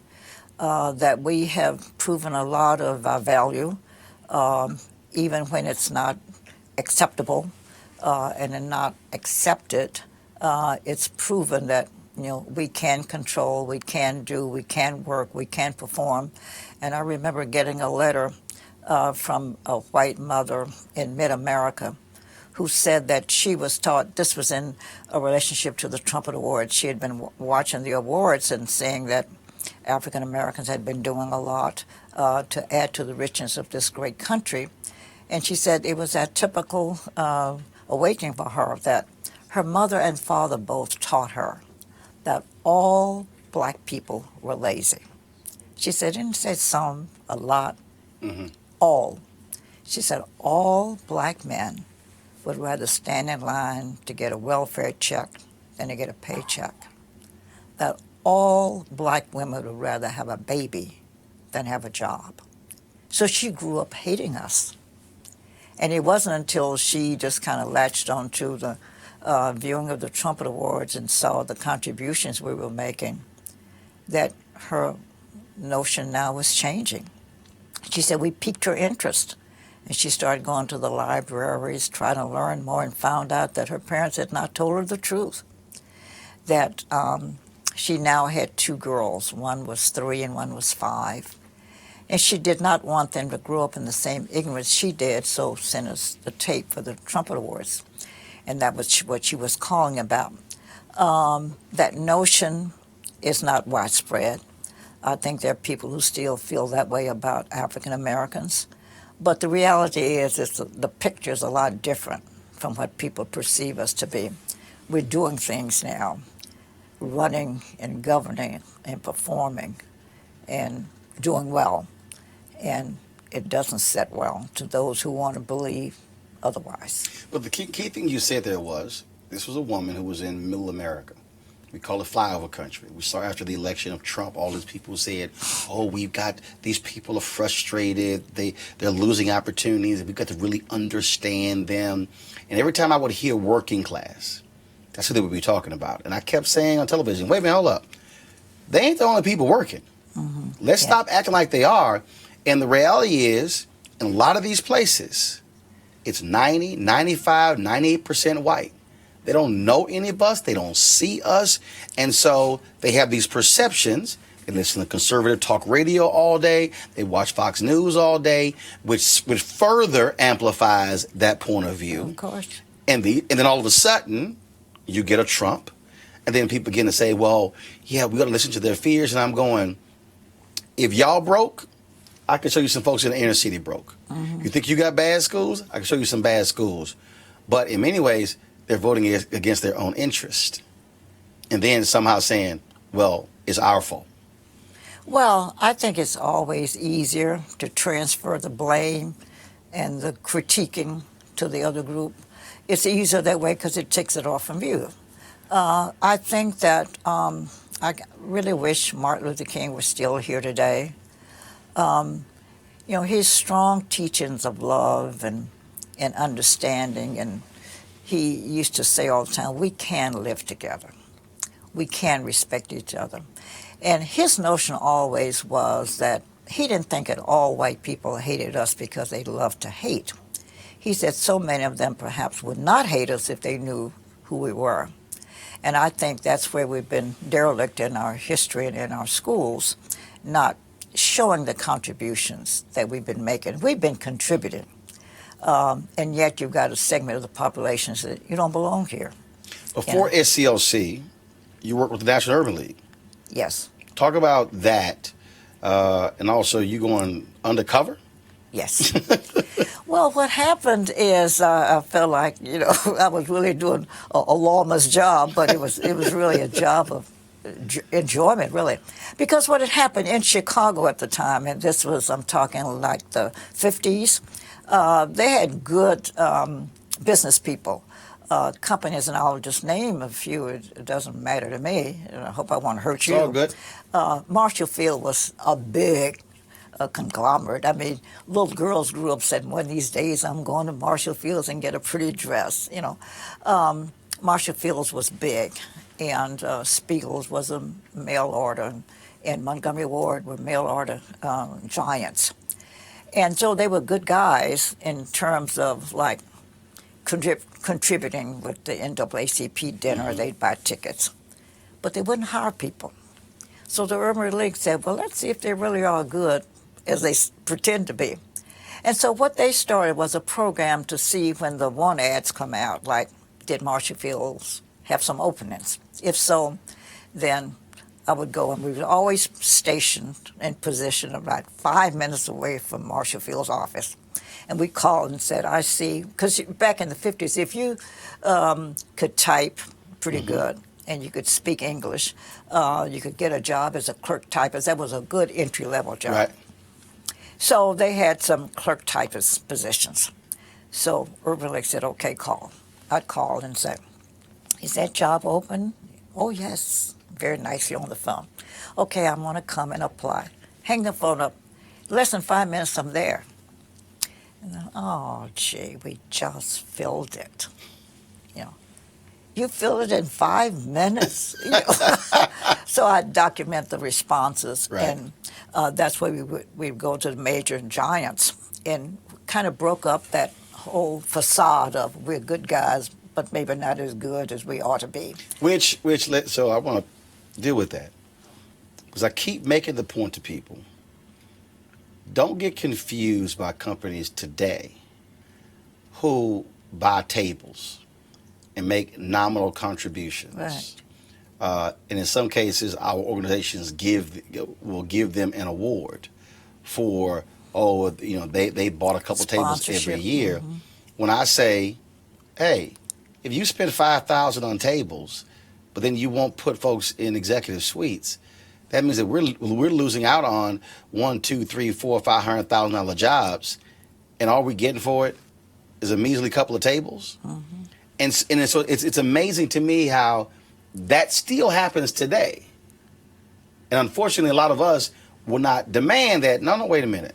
If you're locking us out of high-level paying jobs, if our black folks could actually have those jobs, they can buy the tables. Yeah, that's true. We have in our metropolitan paper here a section every Sunday of people who are moving up the ladder. And they'll tell you who's in the news. Right. And they put nice pictures on there. And I've been monitoring this because I think I'm going to do something about it.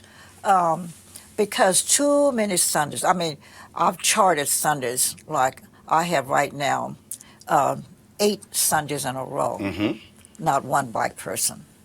The ones who were appointed to, let's say, they got a job on a committee. Mm-hmm. But those real serious jobs, power jobs, that pay good, yes, and pay well, where I'm not seeing enough presence. Now maybe they can't put everybody in there, but I'm watching it because the perception is half of what you get.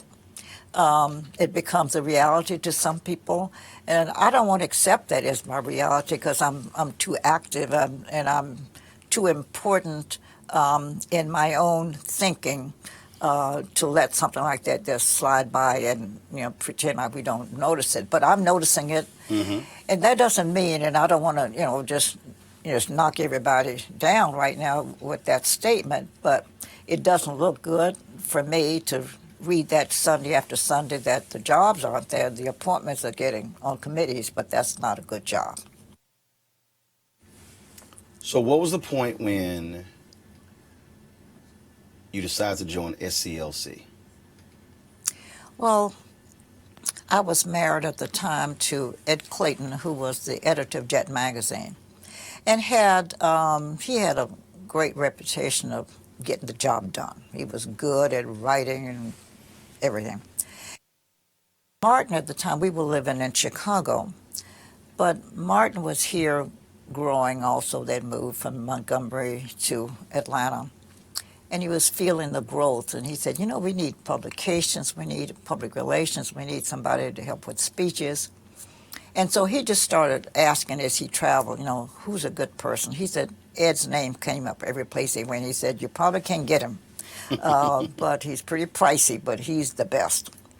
And so finally he said, well, I'm going to call him. Well, Martin called. I had met Martin before this, but he was just, a minister. He wasn't moving in the direction he ended up going. But he called Ed and asked him, would he come down and give a look and see? And he said, but you don't have any money? He said, no, we don't have any money. Oh, you got the wrong guy. And so you probably was saying the same thing, like, we're not working for free. Right. Yeah, right. And so fortunately, my husband made a good salary because Mr. Johnson, who owned Ebony and Jet and so forth, believed in paying decent salaries. He didn't want his people to run to New York Times and looking for better pay. So he paid good pay, good wages, and so we were living pretty comfortably. So he asked Ed to come, and he finally talked him into coming. So he came to Atlanta to see what they're doing. And he came back home and said, they're pretty serious down there. So those guys are committed to trying to make change, and he was impressed to the point that he said he'd give him a month. And so he came down here for a month, and then Martin wouldn't let him go. And in the meantime, Coretta wanted to do concerts to raise money for SCLC, but she couldn't get off the ground. And Ed said, I'll help you do that. And my wife is really good. She'll help you also. So he programmed. And you're like, oh, so you just volunteered me. So, yeah, I was going to say, now he put me in the mix. And so the story goes now, so I ended up traveling with Coretta. And then Ed was, here. And we stayed on one tour. Our first tour, as a matter of fact, was 11 days and nights. And she said that's enough to convince her that a woman can sleep together, eat together, and get along comfortably for 11 days. It must be okay. So she kind of liked me, and Martin is liking Ed, and they put the pinch to us to move to Atlanta. But I tell people all the time, Martin really wasn't all that truthful, because he said, if you'll just move, I'll get you a new house, a car, a housekeeper, a dog. And he promised me everything. He gave me none of it. So I said, Martin Luther King's a shyster, But it was kind of like the best move we've ever made. Would you, in terms of talking about those concerts, I mean, that is a really, not misunderstood, but just not really well-known aspect in terms of really how the movement was funded. Because people talk about, well, he gave speeches and he gave the money back and lived a very, very modest lifestyle.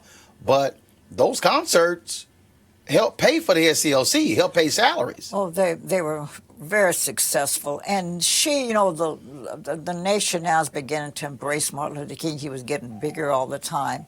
And so when she would come on the scene, I mean, she's the wife of Martin Luther King. So they didn't get him, but they got her. So the concerts were well attended. So she was a big hit. And they were feeling like they were touching Martin Luther King. And so it really was a good move for her. Mm-hmm. And so the two of you became very close. Yes. It had to have been difficult to be. I mean, look, he was young, but she was a young woman. Yeah. They get married, and goodness, he's rarely there.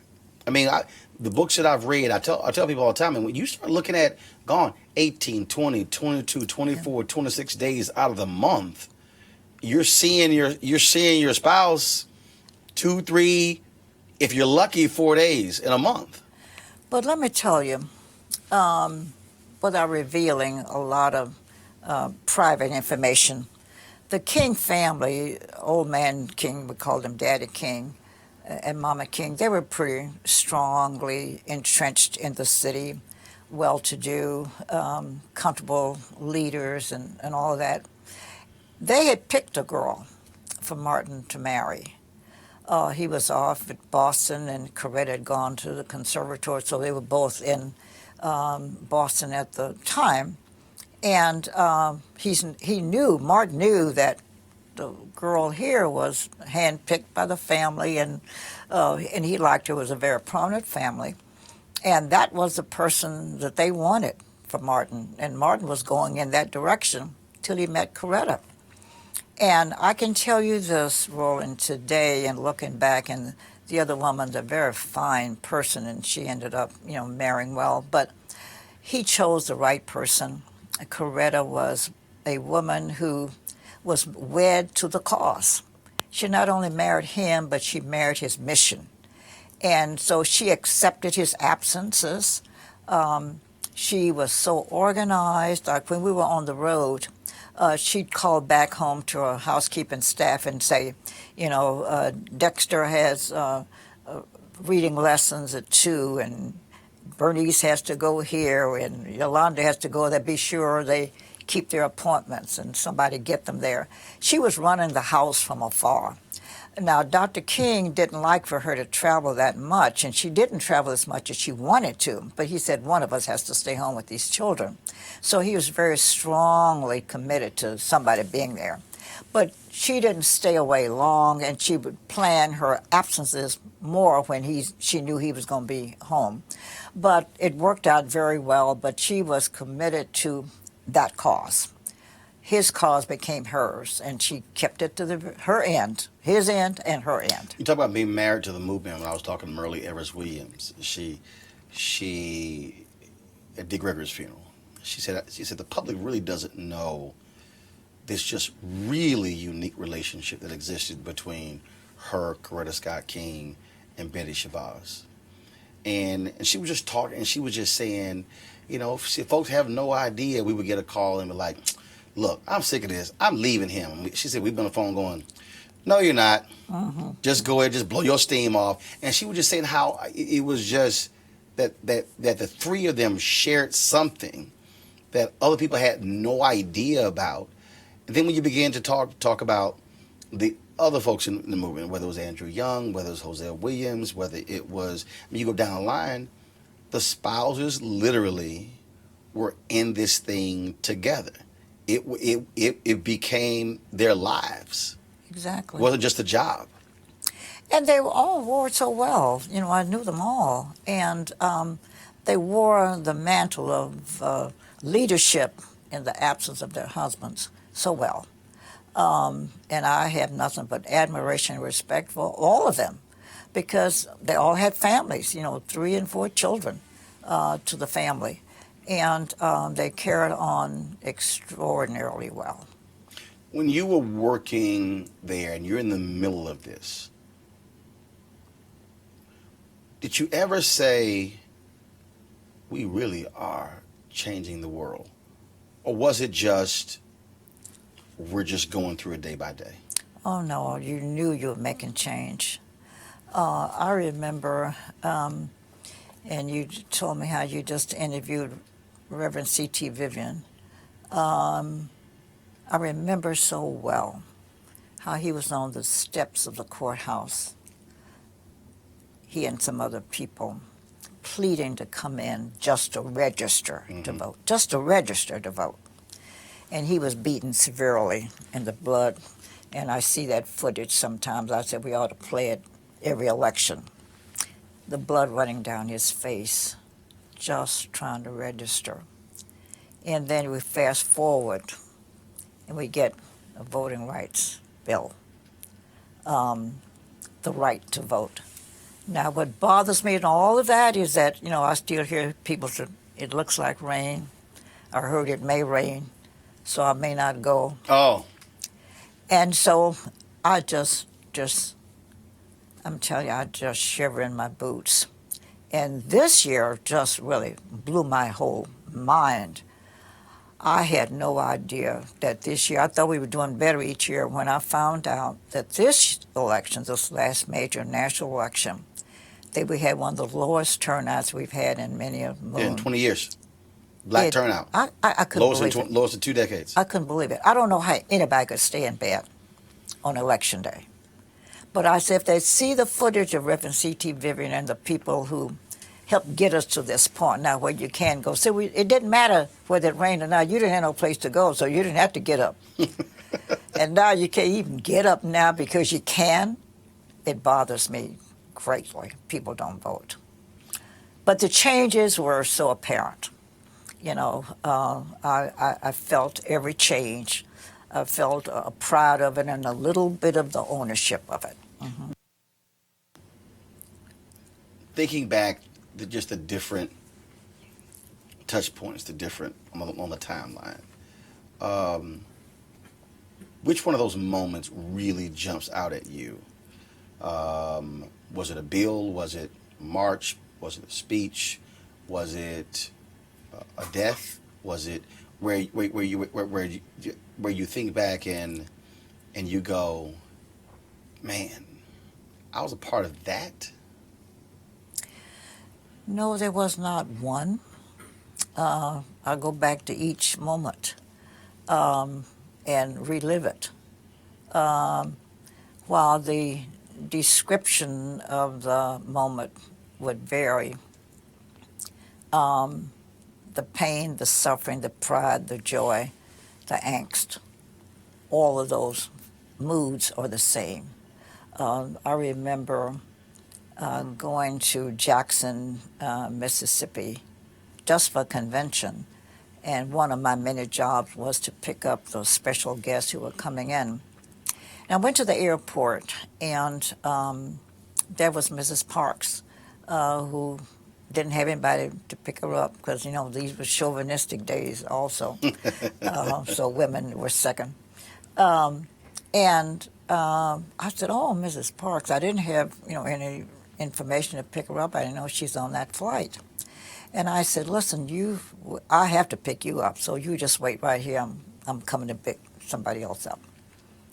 So while we were waiting, she said, you know, I didn't bring the right clothing. You know, I get kind of cold in these air-conditioned environments, so you think you could find me a wrap? And I said, oh, of course. I said, there's a store right a block from the hotel where we're staying. And I'll go there and get your wrap. As soon as we get in, I'll go get you something. And sure enough, I did. I went to the store, had money in my pocket, and found a nice wrap I thought would serve a purpose. So the lady, the waitress, I mean, not the clerk, she was busy. And I thought she was just busy with the display shelf. And I thought she saw me because I was the only person there. But she didn't stop. And finally I said, Miss, try to get her attention. She looked around, didn't stop. So I said, Miss, I'm ready for my purchase. And she said, you know, you people make me sick. You know you don't belong here. Now, we got the Public Accommodations Act, so I did belong there. But she said, you know, you people, and that's another thing that gets you people. I said, Miss, I have money to pay for this item, and I'd like to pay for it. Exasperation just took over. Oh, you people just make me sick. Well, I could have dealt with that. You know, I could have argued with her and fought with her. But I went there to buy something, had the money, paid for it, and walked out. And on the way back, here I hear again, you don't belong here. You know, I found every step of the way I was running into that. And I just said, you know, when the law comes, has it really made a difference? No, because the law doesn't change every person's attitude. It just now gives you the right to belong there. So I was in the right place because I belong there. But I haven't changed her heart. And Dr. King said so effectively, until and unless you change a man's heart, you may never change his behavior. So we got to change their hearts in order to change their behavior. So we hadn't gotten to her then. But I knew then that that law was going to make it okay for me to belong there. I may not be treated right, but I belong there. Was there any point for you where you were scared, this is over for me? Not really. Because I was looking for a home. Mahalia Jackson, who was very famous, gospel singer, well known, wanted to buy another house she owned. She wasn't moving, she just wanted another house. Saw this house, and so she told me in my movements would I look for something for her. Well, I was in California, just a house that I knew she would like, and had a sign out front for sale. And I just went up and rang the doorbell and asked the man the silly question like, is the house for sale? Because he said, can you read? But it was kind of an odd everything, because yes, I could read, and it did say for sale, and he said it wasn't sale, he had just sold it, you know. Well, I said, well, why don't you move the sign? Well, now you're going to have an argument, and then you've got a fight on your hands. You keep going every day. It's not over yet, Roland. Even today we got the laws, and I was there when a lot of them were passed. I've seen them and worked through it and fought through it and helped ownership of some of the legislation. But we haven't changed everybody's heart yet, so I still run into it. And so there's not a moment when... You saw up close the personal toll it took. It was a lot for civil rights leaders to have to carry. How did they deal with just all of that? Laughter, music, camaraderie. Was it, even in those cases, still that private pain when you read books and you hear them talk about Dr. King and depression? I just finished reading Nick Cott's book on Judgment Days, and he wrote about him and LBJ, these two iconic figures, and what they personally battled. I've talked to others, and they talked about for many of them, there were lonely moments as well. These are folks who were in their 20s, who were changing the world. That's a lot to bear. Well, but you know, I was very close to Dr. King. I used to hear he just loved President Johnson. They had a nice love affair up to a certain point. But Martin, and I can call him that, you know, I know this is a public program, but I feel a kinship to him because we had a close relationship. But he was a composite of all that. He had some moments that were lonely. Every week on a Tuesday morning, he took time off. He had a location that was secret, and he would go there and just get in his pajamas and stay all day and commune with nature and commiserate about, you know, what he's planning to do, would like to do. But he did it alone. He was there all day. And the only time we would intrude is like he would call and ask me to, say, bring him some lunch. Or he had some papers that had to be signed. We'd take them to him, but didn't bother him on those personal days. He was gathering his thoughts and just communing. And yet, I saw a different kind of lonely, and that he was alone. He wasn't lonely. He was alone on those prescribed dates. But I saw him near the end of his life. He died a very depressed man because he had made that speech about Vietnam. April 4th, 1967, Yes, Riverside exactly. Church, Beyond Exactly. Vietnam. Uh-huh. And it seemed like his world shut down. People stopped giving. Even his friends who you could count on for money just dried up. Black folks. Oh, yes. Approval numbers he low. Said, you know, I think he couldn't get a handle on it. He just said, I can understand your enemies not supporting you. They don't believe in you anyway. But your friends? He said, I thought everybody who knew me knew that I couldn't cope with war. You know, there is no victory in war, he used to say. And when he saw those children on the TV in Vietnam, he said, now I've got to speak. You know, children being bombed with that napalm stuff. He said, I've got to do something. And he then spoke out and lost everybody. And it really, really bothered him to the very end. And if you remember reading, on his last birthday, he was here in Atlanta, and they were having a meeting over at Ebenezer Church planning a strategy for the next movement. And there was a film crew here to just follow him, doing a documentary on him for Italy television. And they called me, they meaning Andy Young and Reverend Ebenezer and all of them called and said, you know, we haven't seen him laugh for a long time. And we've just decided you're the only person who we think can make him laugh. So will you come over to the church at a certain time? And let's just have today was his birthday. And I said, oh, I need a little more time. Anyway, not making the story too long, I agreed to go. Mm-hmm. When the meeting broke, he started out to the men's room and said, hey, Doc, come back. Now, the television crew is getting all of this, you know, because they're following his movements. So he sat down, and I said, listen, this is your birthday. And so I pulled out of a little sack I had, a little tin cup. It was gold, but it was the beggars cup, people used to call it. And I said to him, you're always trying to help President Johnson with the war on poverty. So I want you to take this cup and go stand on the corner wherever you travel and get some money for President Johnson. And he just doesn't smile. He laughs. He laughs. And I said, and also, you go to jail so much, I'm going to give you these potato chips. So the next time you go, you'll have something to snack on, and he falls out laughing. Well, Roland, when they got ready to do a movie on him after his death, they couldn't find any footage of him laughing.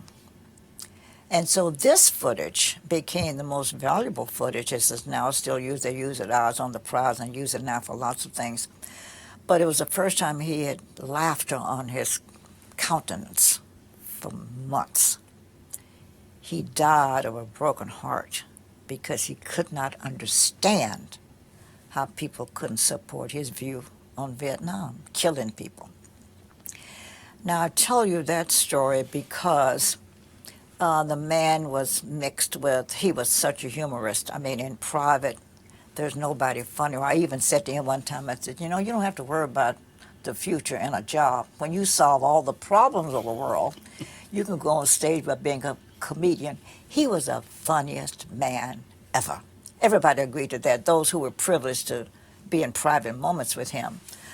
He'd tell a joke and get an inflection, just like the one story he's telling. And he was very, very, very funny. Filled with humor, loved to play. He'd come home from a trip, and he and his children, the first thing he wanted to do was play with the kids. And they had an awful game that Mrs. King just couldn't stand. And the game was they'd pull up a chair, the little ladder, climb on top of the refrigerator. And then the game goes, Martin's on the floor, and they're leaping into his arms. Now, that's real faith that your dad's going to catch you. And they had a kiss spot. You know, with 4 children, everybody had a spot.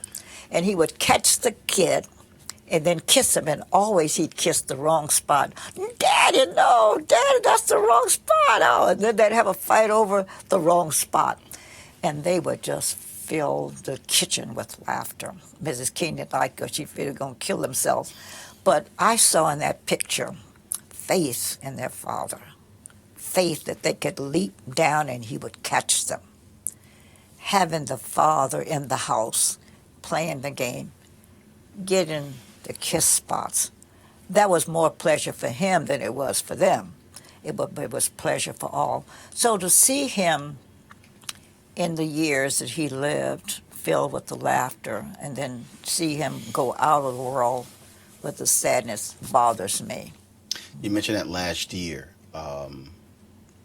Again, I've watched numerous documentaries, read numerous books. And I tell people, I don't care what anyone tells me, there is no coincidence that he dies on April 4th, 1968. A year to the day. There was something. After giving that speech. He was troubled for a few years over Vietnam. Diane Nash, James Bevel, and others were pushing him on it. Did he ever talk with you, or when you listen to the debates back and forth, as he struggled with that issue? Because he had to have known the moment he took that stance, he's opposing LBJ. He's opposing, he's laying it all on the line once he says, enough is enough with this war. Well, I had a chance to be around him, kind of know his thinking. And so I'll go out on the limb by saying I think he did, because he reached points in his life where, well, whatever I lose, I lose. I've got to take the stand. He was willing to take the stand that he felt was the right position on an issue, regardless. It didn't matter to him what the consequences were at the time he's going to take the stand. So I knew that he probably knew that there was going to be a price to pay. I don't think he knew the extent the price was. I don't think he knew that everybody's going to turn against him. And he takes this stance, and his wife has no choice but to go along with it, and his decision has a direct impact on her and their children. Oh, yeah. Because he put it all on the line. Well, but he told her, and see, I drove him to the airport to go to Memphis, but he said to me that he felt like the country was at a point now where it was not ready for change. That all the change we've made is about all we're going to get. And so when he comes back from Memphis, he said, when I come back from this trip, Corette and I are going to take a year off to go to India again. We got to retool. That wasn't his language. But he said, we've got to start again. Now, what was the problem with that is that SCLC was already in the planning stages for the Poor People's Campaign. Poor People's Campaign. His idea. Mm-hmm. But he told me he wasn't going to go. He was going to abandon the idea. He was leaving when he came back. He was going to India. Now, there are those who differ. I don't say that a lot. As a matter of fact, I'm taking a stand now to tell you this on television because I didn't express that to everybody because I saw it wasn't well received. But that's the truth. And so I'm telling you now the truth. The planners of the march didn't want to hear it because there was, you got to have some movement after he's no longer here. You got to have some action-filled programmatic thrust. Otherwise, you're going to die. So that was a bold statement, but he told it to me. Now, I have no way of knowing whether he really meant it. I believe he meant it because he didn't joke a lot about his plans. I think he meant it. He said, the country now is not right for what we're doing, and I've got to make a switch. You dropped him off at the airport. And he gets out. As you think back, have you, I'm sure you have you just went back and just played every part of that? What he had on, what he said, last look, all of those things. Because that was the last time you saw him alive. Yeah. But let me tell you what happened. The day before I was at their home, Mrs. King was convalescing from recent illness, and she was there.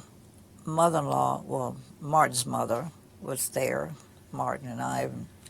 After dinner, we were playing the piano. He's a great singer, and I played the piano. He said, I bet you didn't know I could sing. I said, well, I heard you could. No, I didn't know you could. He said, well, I know you can play. So sit down at the piano. You majored in music in college? Yeah.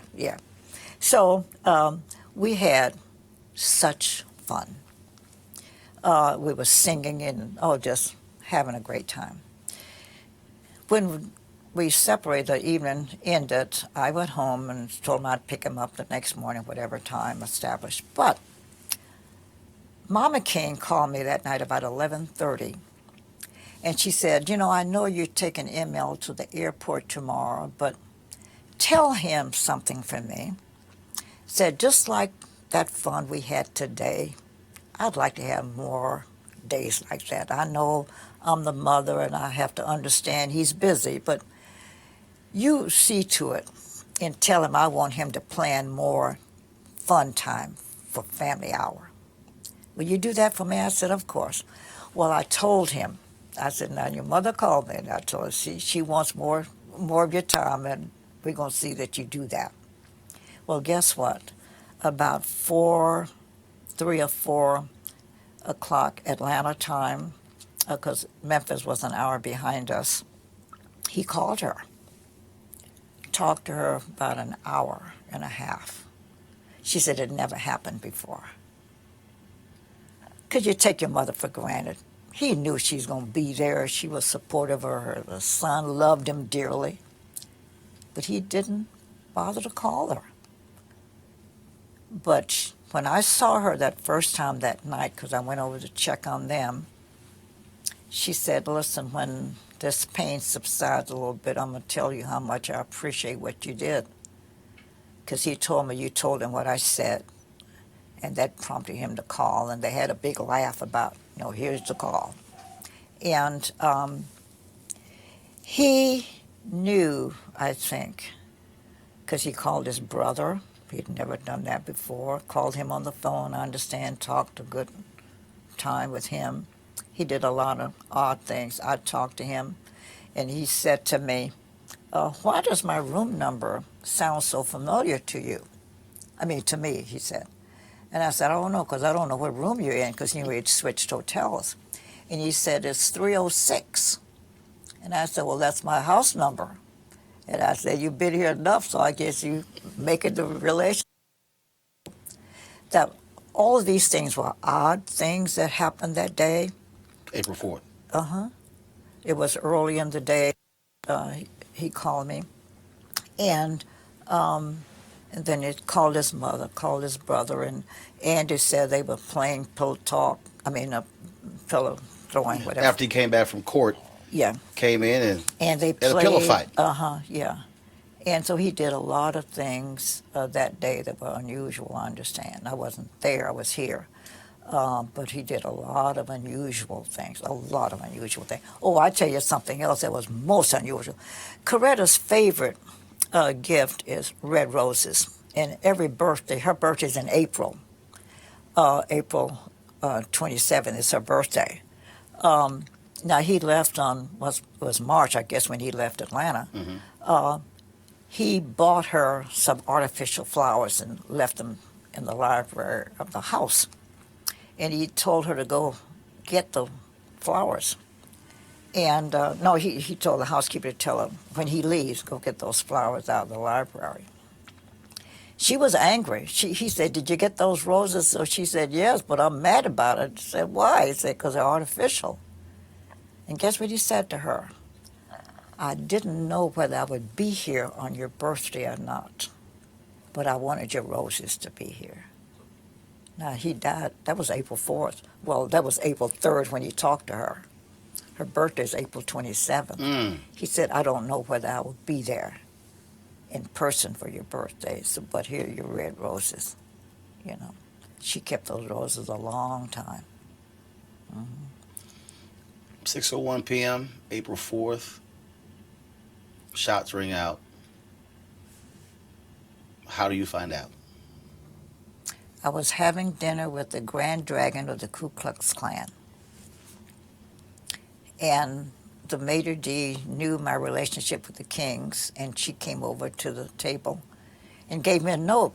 Well, we were talking. I was busy talking, and she said, did you hear about Dr. King? I just folded up the note and kept talking. She thought that was odd. She came back a second and she said, I hate to interrupt your meal. She said, but I just heard on the radio he'd been shot. Well, that didn't bother me either because I'd been in his presence before when it was reported. We were in Los Angeles once. They reported that he had been shot. And we were in there getting ready for a nice, comfortable evening and a meal. Well, not just he and I, but, you know, several of us were together. We had a big laugh about it. That they said, I think the guy had 8 sticks of dynamite and said, I think I got him, you know. We saw it on TV. So I didn't think anything about it. I just talked to him earlier that day, and, you know, so he was all right then. And I said, well, maybe I'd better go to the phone. I went to the telephone, and their private lines were busy. And that's unusual for all the lines to be busy. And I said to my guest, I think I'd better go over there. So I then drove over. And as I was getting to her driveway, she was backing out. The mayor was there and the police. They were taking her to the airport. And she said, oh, I've been trying. She left the window down. It was raining. She said, I've been trying to reach you. I've got to go to Memphis. Said, and she had a housekeeping staff, but she knew I had a special relationship with the children. She said, will you check on the children for me? I don't know what's going to happen. Because, see, when they called her, they didn't tell her he was killed. They told her he'd been shot and injured. So when you're driving up, you still think it's not true? Well, I think something must have happened. Right. Once but as you're driving over, you're going, okay, we've heard this before, let me drive over. Yeah, right. But then when you turn that corner and then you see police and the mayor, that's when it hits you. Just something. Okay, something happened. Something did happen. And so you pull up, she rolls the window down, but she doesn't know that he's gone. That's right. She didn't know. And it wasn't until she got to the airport that she got the call that, and I think the mayor got the call that he is gone. And so Martin's secretary was there at the airport to join her. And they went to the ladies' room, and that's when she got the real official word. And then she came back home. So you're in the house with the children. And I stayed. I didn't leave there until 5 days later, 6 days later. You know he's gone.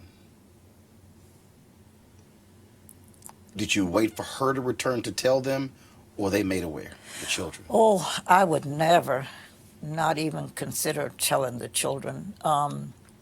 She came shortly, I guess, after, well, I guess they could speed, but she came, it didn't take her long to get to the house, and she came in telling her staff and everybody. By now, the house is filling up because everybody else now has heard. But she said to her staff, do not tell my children. I'll do that myself.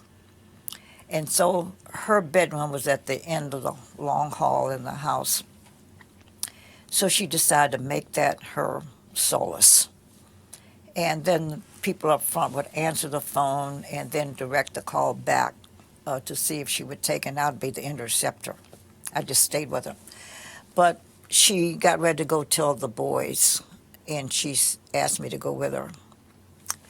And she had a death grip on my arm, tightly, trying to tell the children. She told Dexter first, the younger boy, that, your dad has been seriously hurt. She couldn't bring herself.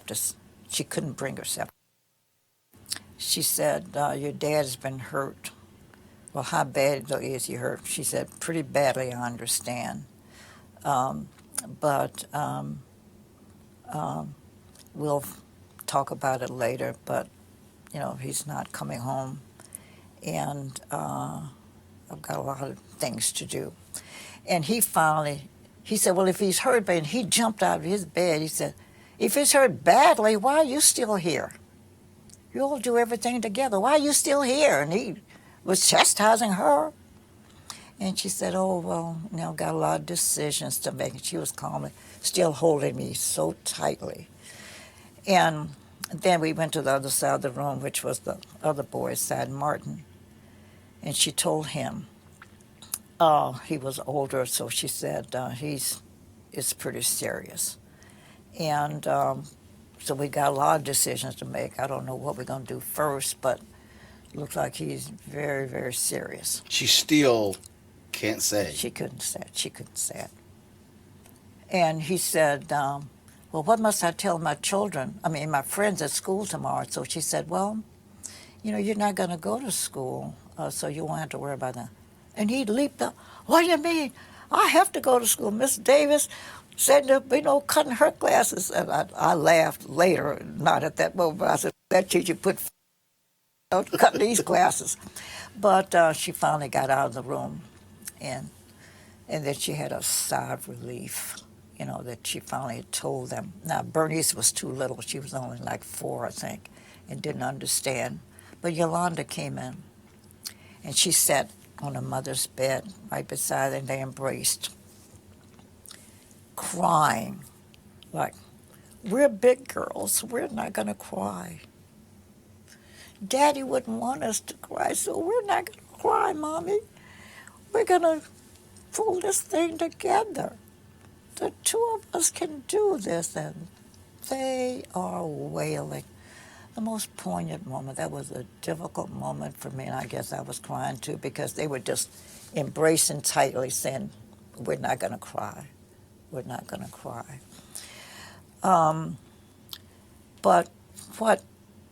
So they finally said, okay, we're gonna work this thing out. As the calls were coming in, assumed Mrs. King would want to talk to the president. And so, you know his voice, so I would take the call and said, okay, Mrs. King, this is President Johnson. But what was interesting, everybody had the same message. And it's the same one maybe you and I make, like, someone dies, he said, if I can do anything, let me know. And meeting it, you know, anything you need me to do, let me know. If there's anything I can do. Mm-hmm. Everybody had the same message except one call. Kennedy, Robert Kennedy. His call was the one that was different. He said, Mrs. King, it's obvious. Now, when he called, it was, now see, in Atlanta, it was about 5 or 6-ish, and people started calling. And so up until now, it's almost 10. Mr. Kennedy said, it's obvious, Mrs. King, that you need more telephone lines because I've been trying to get you ever since the news broke. But Mr., and I'll make up a name because I don't remember the name, but Mr. John Jones is en route to Atlanta now to install 9 telephone lines for you. He'll be there at 12:30 tonight. He's en route now. I also heard on the TV that you'd perhaps want to go pick your husband up in Memphis. So we've dispatched a plane. It's already there in Atlanta. The pilot's name is Sam Smith, tailgate number 12345, telephone number 822. So whenever you want to go, all you have to do is make this call. He will take you, and he's in readiness whenever you want to go to Memphis. Also, who's your point person? And she told I was going to be her lead spokesperson. And he said, Xernona, call every hotel in the city of Atlanta, talk to the management, and put a clamp on all the rooms in the hotel, in the city, that people will be coming to this funeral who are heads of states, and we got to be sure we have the right allocation of space. And my team will be there tomorrow morning, and we're going to set up an office at 123 Maple Street, and we will help govern things. He just jump, laid everything out, and we followed his rules. Because he had been through it. Mm-hmm. He said, we know how, we've got experience in this. We know what we're doing. And he was right. And I was there when Jacqueline Kennedy came, which was the expected moment. Two things happened. I don't know, you got time for me to tell all this? Before I tell you about Mrs. Kennedy, I'm going to tell you about Nixon. He wasn't president at that point. He was the Republican candidate. Yeah, the candidate, Mm-hmm. Republican. He called our newspaper publisher and said, I know Dr. King's feelings on me, but do you think you could help arrange for me to come visit Mrs. King? My wife and I want to come make a call on her. And he said, no, I can't do it, but I've got a very good friend who's at her house, and he was talking about me, and she will tell me whether you can or not. So let me get in touch with her, and then I'll call you back. So he called me, and I said, I don't know, I have to run it by her. Well, when I told her that, in the house there were people who said, oh, no, Dr. King wouldn't want to see him. And so they talked to her, saying, no, why don't you say no? Well, I had her last ear, so I said, Mrs. King, this is not a time for politics. Why don't you let him come? But let's lay some ground rules. Mm-hmm. No entourages, no press, no nothing. Just come. If he's making a personal call, then he personally can call on her. So she bought my advice and agreed. Called Mr. McGill and told him and said we wanted him to come unannounced. And sure enough, he came. But guess what happened? He came up, and we knew what time. They told us all the way. He's at the airport now. He's on his way. So we knew when to expect him. And when he came here, I went to the door, the front of the house. He came in a beige, I don't know cars, but like also a Chevrolet, something like that. It wasn't a fancy, I don't want to offend anybody, but it was a small car. And I ushered him in. Well, he was by himself, but he said, Mrs. Nixon was coming, but he said they got a call that one of the girls got sick and she had to rush to New York. He said, so he sat by her bed, that's where she received her gift. She said, on her bed, we had a chair, and he sat there face to face and told him, He knew how Dr. King felt. He said, but this is not political call. My wife and I were coming, and he went on to tell why she knew. He said, I have brought with me a check, a personal check, that we are feeling the grief, and because we are Americans, we have to take some responsibility for this. So as our personal expression of sympathy, we want to educate all 4 of your children. And this check that we have here will cover their expenses wherever they go.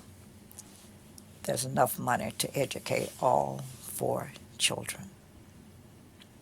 Nobody knows that story because I haven't told it but a few times.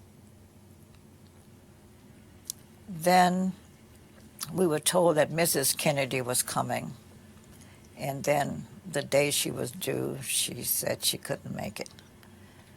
Then we got another call. She said now she does want to come. She said, I don't have the strength to make it. Because she had to release, she knew the pain of Coretta Scott King.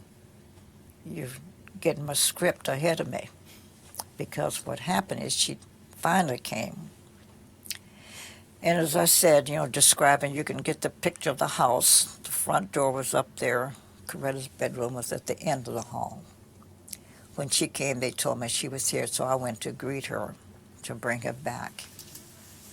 Roland, those 2 women didn't say one word to each other, verbal word, no word. Neither said hello. They didn't say anything. They embraced. That seemed like 20 minutes. Of course, it wasn't that long. But they embraced without a spoken word for an endless period of time. But you don't have to be smart to read their lips and their heart. The heart was saying, we know what you're feeling. You know, I know, we know. That was the most poignant moment, and it was the one time that I cried because I was feeling their language. It has to be hard for you because here you are. You go to the home. You're with the kids. She comes back. She asks you to be with her when she tells the children. You have to be her rock. Oh, yeah. So you can't grieve. You can't break down. You're taking the phone calls. You're doing. So how are you? Did you just sort of just go like kidded Robert Kennedy? You just went right into work mode? Oh, yeah. Because I'm not even sure that I ever cried, come to think of it. I'm saying later, but I never got a chance to grieve. Because one of the things, when she was trying to decide whether she's going to go to Memphis, and then right away I said, oh, gee, she needs clothes, because I wanted her to look nice. She's going to be photographed wherever she goes. So the next morning now, we were up, well, the night went into morning. So by morning time, I told her I was going to go down and get some clothes. And I did. I went to a nice little shop downtown Atlanta that had nice clothing. And I told the man that I've come to pick some things for Mrs. King. I have no money. I wouldn't dare take time to ask her for a credit card, and I don't have any money, so will you trust me to pick what I think she wants, take it home, and if she likes them, we'll keep them, and I'll come back and pay. If not, I'll bring the clothing back. And he agreed to those terms. Well, I picked out a lot of stuff. Came home. As I was getting into the house, I had a man there who helped me because I had all these clothing. In the lobby, in the foyer of their home, were Belafonte and Stan Levinson. And Stan Levinson was the Jewish friend who'd been with him a long time. Very close advisor, Dr. King. Exactly. And said, what are you doing? I said, oh, I wanted to look nice, so I bought a lot of clothes. And I told them the story. I didn't have no money. And they said, well, we wanted to look nice, too, and we know you know what she would look good in. They both gave me a credit card. Said, here, we don't care what you buy. Buy what you think you want for her. Here are the cards to pay for them. So when I came home, when I saw her later on, after the people subsided, she looked at my stuff and liked everything I brought. And I said, oh, I go back empty-handed. So I said, and I told her the story. I had money. Because she said she'd give me her credit card. I said, oh, no, I got 2 credit cards. I went back, and guess what? The owner of the store said, you got a balance here? I thought he had lost his mind. I'm the same one who just left you with all your clothes. And he said to me, I've come to pay for them. He said, listen, I'm a white man in America. And I have to take some of the responsibility of having the climate that created this. So the least I can do is cover the cost of the clothing. You have a zero balance. You know. And I had also designed her headdress. And I had gone down to our department store, which was Macy's at the time. And we had a laugh because they asked me what time was I coming. And I said, well, I don't know. I was so busy. I don't have a schedule. I don't know. He said, well, it doesn't matter. We'll stay here till you get here. The store closes at 5. So if you're not here, I said, can you find the back door? And I laughed. I said, I'm black. I know where all back doors are. So he said, you leave the back door open. I can come through the back door. Sure, if that's what, because the store was closed, I went through the back door and told the lady, this is what I think I want. I had never designed anything either, so I said, this is what I think I want. And so the lady agreed to, do it up. And I said, and don't stitch it, just kind of baste it. So, she's got to approve it, and she may not like it. And it was the time except for when the daughter came in and I saw her cry. She never shed a tear.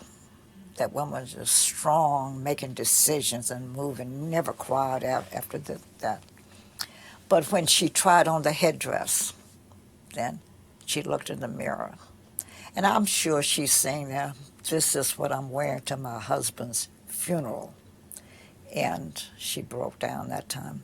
But those are the only times she cried the whole time. In that whole long week, it was a week long. That was the week that was. I'll just call it that. As they say, rose in a fistic love. Mm-hmm. When you went to the airport, you accompanied her to the airport? When his body was returned from? No. I didn't see the body until, let me tell you that story, because the day he was ready for viewing, because I've been doing a myriad of things, while they had announced that there was going to be a public viewing at 11 o'clock, at that moment we were at the church. Coretta had to make some final revisions to the program. And so she went over to the church, and the security guard called her over there to say, Miss King, what must we do? Said there are thousands of people lined up here to see the body. And so what must we do? And she said, and it had begun a misting rain, and the worst kind of rain is a mist, it's just falling on you. She was such a kind, considerate, compassionate woman. She said, well, let him go on in. And I said, no, Coretta, you should see him first. And I said, the public will wait, but you need to see him first. And what good advice that was, because once we finished the church, we went over to view. And Harry Belafonte and his wife and I were the only non-family members. Everybody else, it's a large family. And I saw them when they came in. I stepped aside, and Coretta came down, and she had a faint response, like she was going to collapse. When I walked up to the bier, he looked awful. It looked as if someone had gone and just dug up a big glob of clay and slapped it upside his face. I was horrified. So I stepped over quietly to the mortician and said, sir, is there anything you can do to the side of his face? He crashly said, "Miss," his jaw was blown off. "That's the best I could do." I was shocked. Loudly in the Loudly. presence Coretta of and the all of them family? could hear. Oh, I was so angry with him. And I finally said, "Forget him." And I said, something has to be done because he looked horrible. I mean, this big old glob of stuff. And so Coretta and I are there sitting down. Oh. And I looked at Mama King, that's the mother, who's dark-skinned. And then I saw Belafonte's wife, who was white. And back in those years, women always carried loose powder. And I was hoping that they had some. And I said, "Mama King, you got any powder?" She said, "Oh, yeah." She gave me her powder, which was dark. "Julie, do you have some?" And she said yes. Hers was white. So I took the two and stood over the casket, looking at Martin's face and making myself a little roux of a mixture. Belafonte came over, took his handkerchief, and put it around Martin's neck. And so I'm dabbing to see what I've got here, trying to match the other side of his face to get a balance to it. And I finally got it. And Coretta smiled. And so I'm brushing the excess off of Martin's face. And Belafonte and I never knew what happened to the handkerchief. It was his handkerchief he had taken out of his pocket. And the excess, we folded it up. But he was to stay there till midnight, and then we were moving him to the church for another viewing at 3 a.m. And so I did it again because the body oxidizes with air.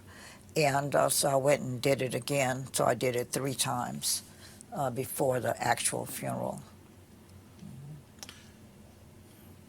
How did you maintain that level of composure in those days after? Well, I saw a need, and I filled it. And I hear people describing me today. I think that's the way I am. I didn't feel anything except I was glad I thought of that. I didn't have any experience, so I don't know why I did it. I can't give you all those answers like what made me do it. I don't know. That's the only thing I could think of. I knew I needed to do something. I couldn't have this. Martin is somebody we loved, and we wanted him to look good. And incidentally, morticians from around the country, the National Association called me. The president of the National, Bob Miller from Chicago, very famous, said to me, "We are ready to come to Atlanta. All of us, if need be. We want him to look good. We want to come and process him. Can you get permission for us to come in?" And, of course, I couldn't get permission because Daddy King was very loyal. This mortician had been a member of the church, and he didn't want him to deny him that opportunity.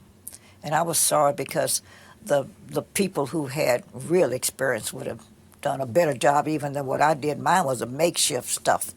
They would have done him better from the beginning, And I remember that. But I didn't give it any thought. I didn't know what I was doing. There was no prerequisite for this. There was no book that tells you to do that, no recipe.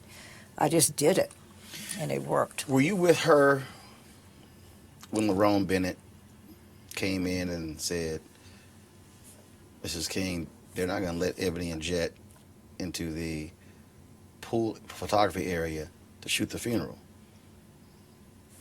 And according to him, she said, "Send word. If Ebony is not allowed, no one will be allowed." That's right. Yes, I was. When you describe that, just because now we know without that, Monetta Sleet does not shoot that photo. That's right. And does not become the first African American to ever win a Pulitzer Prize. That's right. Well, but you know what? It was not unusual. I've been with Coretta in so many circumstances. That was just Coretta. That didn't even seem like it was a difficult decision.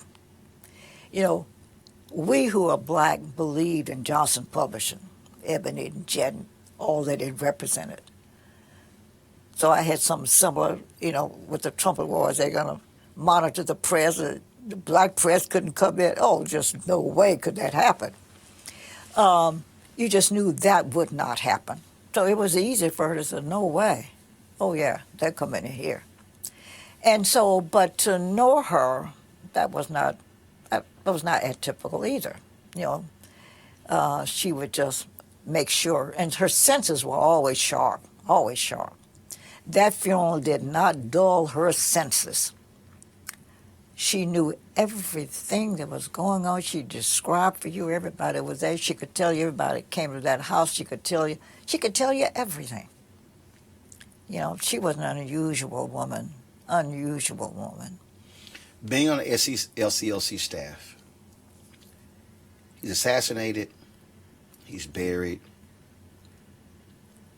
Here was the guy who, and obviously not by himself, kept it together.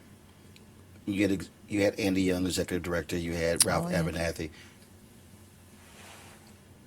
But what did you observe? What was it like as you're all trying to move forward, and he's gone, and they're still trying to do Poor People's Campaign, and there are riots across the country, and Black America is in this just collective pain? Well, I have to be honest with you. I cannot tell you what I thought and what I said. It would be crassless of me to do that, so I won't say. But those of us who were supporters and involved members of the community and those who cared about our future knew we were going to have some difficult days now without him. Because one of the things I even tell young people today, that Martin Luther King didn't do anything without a plan. Nothing.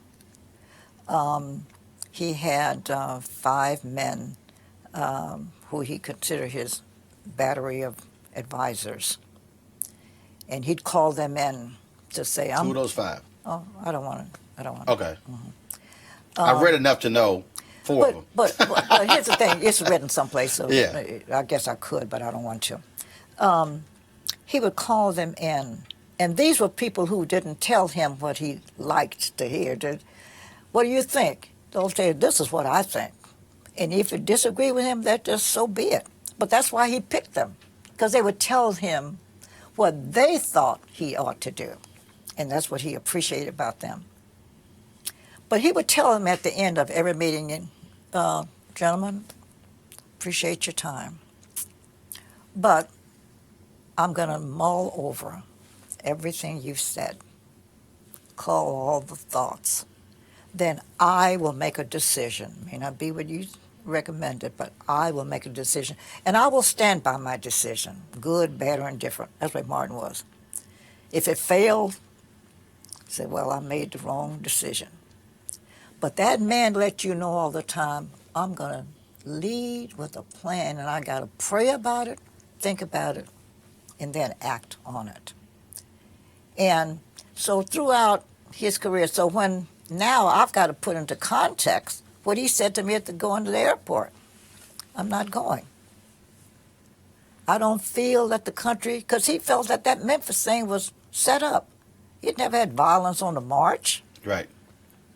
So he said, this timing is not right. So knowing how he viewed the plan before the action, I knew then he thought about this, probably prayed that night over it. I don't know what he did and what all he went through, but when he tells you something, you can put your bottom dollar on it, because you can bet that Dr. King is making the right decision.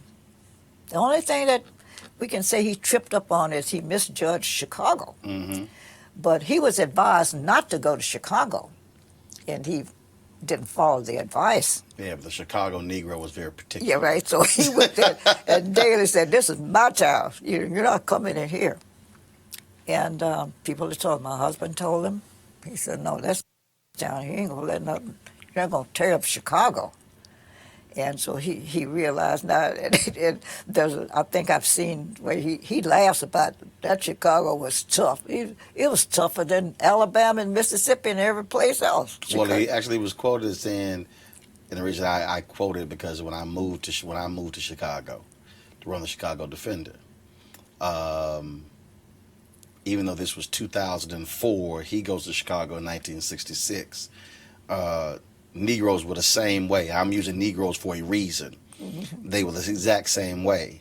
Because I got an extremely negative reaction coming. Then again, I also was a little bit more crazier when I said, well, clearly y'all know what the hell y'all was doing. That's why I'm here. But yeah, and because that was a quote where he said, if we could change the Chicago Negro, he said, we could change every Negro in America if we could change the Chicago Negro. And he would laugh. Some of his best laughter was over them Negroes in Chicago. So, so he didn't do that. Was the only time when he really kind of messed up his movement there. But everything else, Martin Luther King thought and prayed and thought and prayed, and then he acted. A couple of more things for you. Becoming the first African American in the South with a primetime show. How'd that happen? I didn't ask for it. I was thrust upon it. Martin used to talk about all the time how he really appreciated the press. He said, when we talk about children trying to swim in the public pool and they throw a lie in there to prevent it, or some dogs nipping at the rear ends, that means that them people are serious. And he said, the press dramatizes. This is not stories you make up. When the press moves in on it, they dramatize it and make it a fact that you got to believe. And so he used to say, I believe in the press, and he used to tell all the time, and they asked him to appear before the press club to tell them how wonderful they were. So he said, they really help us a lot. I said, Martin, I don't happen to agree that the press is all that great. And my good friend was Ralph McGill, who was the publisher of the Atlanta Constitution. And Mr. McGill played funny games like this. He would accept an engagement, and then he'd back out and said, oh, I'm sorry, at the last minute I can't come, but I'll send my representative, and I'd be the representative. He said he liked the way I handle race relations, that he said I would teach a lesson without preaching a sermon, which I thought was a great compliment to me. You teach a lesson without preaching a sermon. So now this particular engagement Mr. McGill had was before religious press people. And so he sent me, I was a substitute. And I said, well, Dr. King really praises members of the press. I mean, he loves the media. I don't happen to agree with him on this issue. And I said, and the reason I don't is, I said, I can't find any sensibility in this picture. Television station gets the word that they're denying some black kids or whatever the problem is over here. Got a shutout going on. They can't move here, they can't swim there.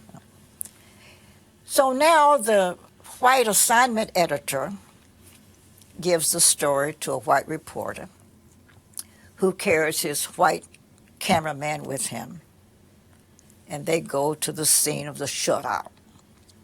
They get the footage and bring it back to a lily white processor, who gives it to a lily white writer, who gives it to a lily white editor, who gives it now to a lily white anchor, and they come on and said, oh, isn't this awful?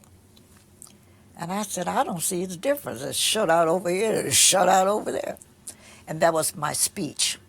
Well, Mr. McGill called me and said, what in the world did you say today? He said, the television stations are calling me and said, you embarrassed them today. And one station called me, and it was the CBS affiliate, and said, boy, you turned it on us today. But we'd like to take you to lunch, and I'll call Mr. McGill. Listen, if I'm not back by 1:30, put out APB on it, because they're taking me somewhere, I don't know where. But guess what? They said they had not thought of that, the way I dramatized that picture. they felt guilty. And they said, now we want to do something about it and we need your help. And so I got in to help them, like find somebody. But they decided that I was the one they wanted because I had already credibility and so forth. And they just said, we want you to help change the look of our station. So they threw me on TV. I didn't ask for it, but it gave them a lot of bragging rights. And then the white community embraced me immediately, and that made me an instant success. And so with success, you just move. And I was just reading an article, ran into an article where they were going to take me national after, 8 months because they said I was just a natural. I didn't use cue cards and stuff. Me, all you have to do is ask me, how are you? And I just talk. It was a talk show, so I just talk. Mm-hmm. Okay, I'm going to ask you about the Trumpet Awards, which is my last question. But I got to go back. How are you having dinner with the head of the KKK? I'm listed in the books now as the one who caused him to get out. He changed his own stripes, denounced the organization, and withdrew. And he was the Grand Dragon, which is the highest highest officer. But I so met. What, did he call you? Well, let me tell you, we met because we meaning Atlanta, had one of those model cities programs, years ago, where you take 5 diverse communities and see if you can get them all to figure out how to live together or how they live separately, or what the living patterns ought to be. And so one of these communities was a white, kind of half-poor community, but all white. And Mr. Craig lived in that community. And so then they formed integrated, meaning all these 5 communities had representatives on a kind of a board. And then he the mayor, wanted me to run the board. And he said, but I got to tell you something, there's a Ku Kluxer who's a member of that board. And I said, well, I don't know what they look like anyway, so it won't. They don't have white sheets on. I don't know what a Klansman looks like. Well, I was already on television, so people knew me. And so they'd come up and shake hands. Well, Miss Clayton, glad to meet you, glad to have you part of this operation. And I said, and this one man came and gave me some fingertips instead of a handshake. Oh, that is he, I'm sure. But every day he came to my office, and we talk about crazy stuff. Well, without acting crazy with him, I just said, oh, Mr. Craig, how do you get such warped thinking? Then I found out he was a deacon in his church, and I found out he was chairman of the deacon board. And I said, the Grand Dragon of the KKK. Yeah. And a Baptist church, I said, well, listen, I'm a Baptist. What book do you all read? Mine doesn't say feed the hungry and clothe the naked only if they look like you. It doesn't say that in my book. What does your book say? Well, I kept on every day. We would talk. I didn't know he was going home telling his family, that Miss Clayton's a nice person. But people tell me he said it. He did. But I don't have time to tell you.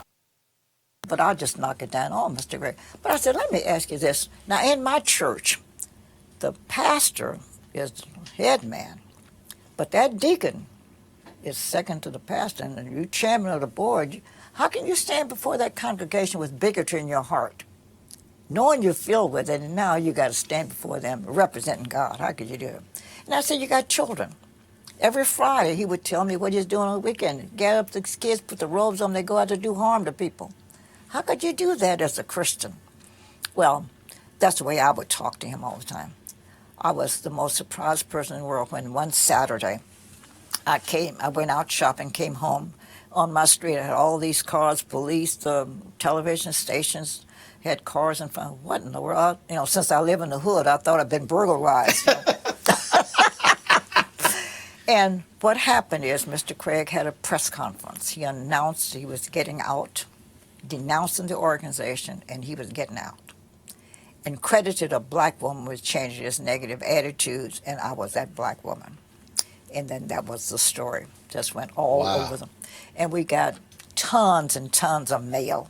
We were invited to London, to everywhere, to appear on television to talk about this experience, But he says that I helped to change all of his thinking. Vernon Jarrett said last question. Vernon Jarrett said when he He saw some young men on the basketball court in Chicago. There was no basketball goal, lights were off, but they literally were running plays as if they were playing basketball. He said if black kids can have that kind of imagination, he said we got to be able to take advantage of that. That led him to create NAACP AXO competition. What led you to say we got to have the Trumpet Awards? I was tired of seeing us on television acting like buffoons all the time. Never people would stand up and speak English. And I kept hearing in my ear and in my head ringing that Dr. King said he didn't think that all white people hated us, that if they knew us, you know, things would be different. And I said, you know what? They really don't know us. They don't know Charles Drew, a man who died because he couldn't get some of the blood he was saving for other folk. And so I said, here I am working at that time at the CNN operation. I had television at my disposal and a man who was sympathetic to the issues of the day. And I said, I think I can do something to help change these negative attitudes. So I went to Ted, after I drew up my plan, went to him and asked him, could I do it? And he liked the idea, and it became a reality. And I did reap some of the predictions that Martin had talked about, that we got letters from white America who said now, you know, we've changed their attitudes and now they see what we were talking about, and yes, we have contributed. So that's what got me to do it. 20, 30, 40 years from now, it's going to be a child in Atlanta, a child in Chicago, LA, somewhere. They'll be doing a paper, they'll be doing some research, they might come across a YouTube video, they might come across a quote from Xernona Clayton. What do you want that child, not even born yet, to know about you? Well, at first, wherever I am, I hope I'm upstairs there somewhere. Ordering folks around. Yeah. Well, I have to be in charge. You know. First, I'd hope that they would, my name would be somewhere, because I'm not sure it will. People, when you die, well, they say you die and they forget you. But I'd like to think, and I would hope they would say, that I acted like a Christian and I was a good patriot. I believe that we're going to have a great America, because I believe that people basically are good. My hopes are strong that we are going to have this great America. And I hope that I help change some negative attitudes somewhere along the way. I got one I can claim. You know, Calvin Craig puts me in a good shape. And I do feed the hungry and clothe the naked, because that's part of the Christian duty. So I hope that somebody will see in those actions that maybe I was a pretty good person to have lived around, if they could have lived with me, that I'm a good person and I was worth knowing. Well, of course you're worth knowing. And it's great to know you. And I belong here. There you go. Mm-hmm. It's always good to see you. My pleasure. I appreciate it. Love you. Love you as well. Mm-hmm.